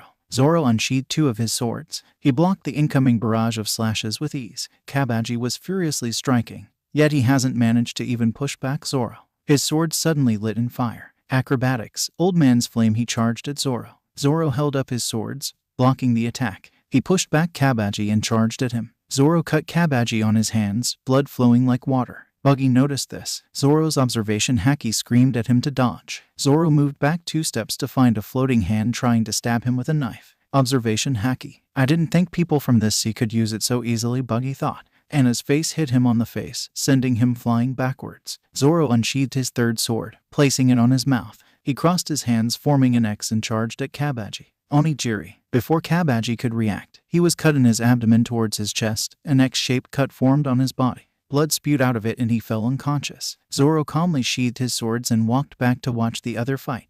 Buggy stood up slowly, few bruises on his body. He looked at Kabaji, who lay defeated, and his anger increased. Seems like you have eaten a devil fruit, Anna spoke. Yes, I ate the bara no mai. You all going to die for attacking me and my crew, he yelled and charged at Anna, only to be kicked back. Chop chop cannon. Buggy's hand separated from his body and flew towards Anna. Anna caught it with hands, thanks to observation Haki. She squeezed the hand, breaking the bones into pieces. Buggy cried in pain. Buggy noticed Nami slipping away from their tent with a huge bag. My treasures. Oi, you thief girl, how dare you steal my treasures? Die. Chop chop festival. Buggy's body separated into several pieces and flew towards Nami at high speeds. Nami paled and closed her eyes to brace for pain. But it never came. Anna kicked Buggy and nowhere, immediately stopping all this body parts from moving. Zoro winced. Luffy's sweat dropped. Your fight is with me, Anna growled. Your hat, it seems familiar. It reminds me of that red hair bastard. Buggy said. Shanks, you know him. He gave me this hat, Anna replied, a smile on her face. Know him? He is the reason why I was cursed with this devil fruit, Buggy said. Buggy's hand flew towards her hat. Anna didn't expect, since her guard was down due to the talk about Shanks. Buggy's hand picked at the hat and pierced it with knives on his hands. Yamato's sweat dropped. Oh no, this isn't going to end well. Anna's body was burning with rage. Her aura covered the entire plaza. Buggy was on his knees. Conquerors Haki, Zoro, and Kuina wasn't sparing any better. They were struggling to stand, breathing hard. Yamato and Luffy had no effects on them. How dare you damage my most prized possession? You are going to pay for this, Anna growled, her voice echoing like that of a demon. Buggy paled. Anna's both the hands lit in fire, scales glowing under the fire. Anna's eyes glowed red, fire escaping from the edge of her eyes. Her feet glowed. Fire vortex. Blazing punch. Anna's legs burst into fire for a moment, giving Anna a small boost towards Buggy. Her hands emitted fire in a vortex towards Buggy, covering his vision as well as burning up his top clothes. Then 2 hands hit him the gut. It felt like a steel cannon with double the power hitting him. He spit out blood and flew away, far away. A star twinkle appeared. Anna's fire calmed down. Zoro and Kuina were wide-eyed at the display of power. Anna picked up her hat, which had 3 cuts on it. Luffy. Fix it, she cried. Luffy patted her head. Yes, I will. Don't worry. Luffy calmed her down. Nami was sitting on the ground, awed by the power. Are the monsters, she thought, and she isn't even the captain. She got up and approached Luffy. I know you guys are ... will be pirates eventually, but can we team up for now? You know I can help you with navigation, and I will also get my goal done, and I will share 20% of my treasure as well. Nami said, again, not being honest with what your intentions are. But it's fine. I was already kinda bored with navigation anyway. But I have 2 conditions. Luffy spoke. What are they? First, give half of the treasure you took from Buggy to the townspeople. They are hurt and they will need money for their repairs. Second, I don't really care about your share of treasure. But if you even think of hurting any of my crewmates or stealing from us, expect the worst, Luffy concluded. Nami was a bit nervous about the alliance. But as he said, as long as she didn't try to hurt their crewmates, nothing will happen to her. But then again, why is he helping the village people? Isn't he a pirate? Okay, I can accept those conditions, Nami said. Luffy smiled. They boarded their boats. Luffy invited Nami to stay in their boat, which she accepted. What's the next destination you want to go? Nami asked. Gecko Islands, Luffy replied. Nami nodded and set course for it. They set sail towards the island, estimated that they will reach in a day. Thank you for saving the town. Come back again whenever you want, Mayor yelled from the docks. Anna waved enthusiastically. Sure, old man. Oi Zoro, what is the sword with the green floral pattern? Luffy asked curiously. This? I don't know its exact name. I called it Dawnbreaker. It is of a higher quality than my other 2 swords, Zoro replied. Where did you find it? I found in an island inside a rock. It was sticking out. I reached the island by accident, because ... it suddenly appeared on my way. Zoro replied. He got lost. Interesting. It's the holy sword Inidio. It is one of the great swords that existed from the start. It doesn't rely on users' magic. Rather, it relies on user skill. It is said it takes extreme will to control that sword. Let's see if you can do that, Zoro, Luffy thought to himself. That's great. It looks like a nice sword, Luffy replied. Luffy can't wait for what would happen in the future. Okay, sadly the chapter is over. And if you enjoyed the video, just leave a like and subscribe with post notification. So when the next chapter is ready, you will be notified. Okay, see you in the next video. Bye.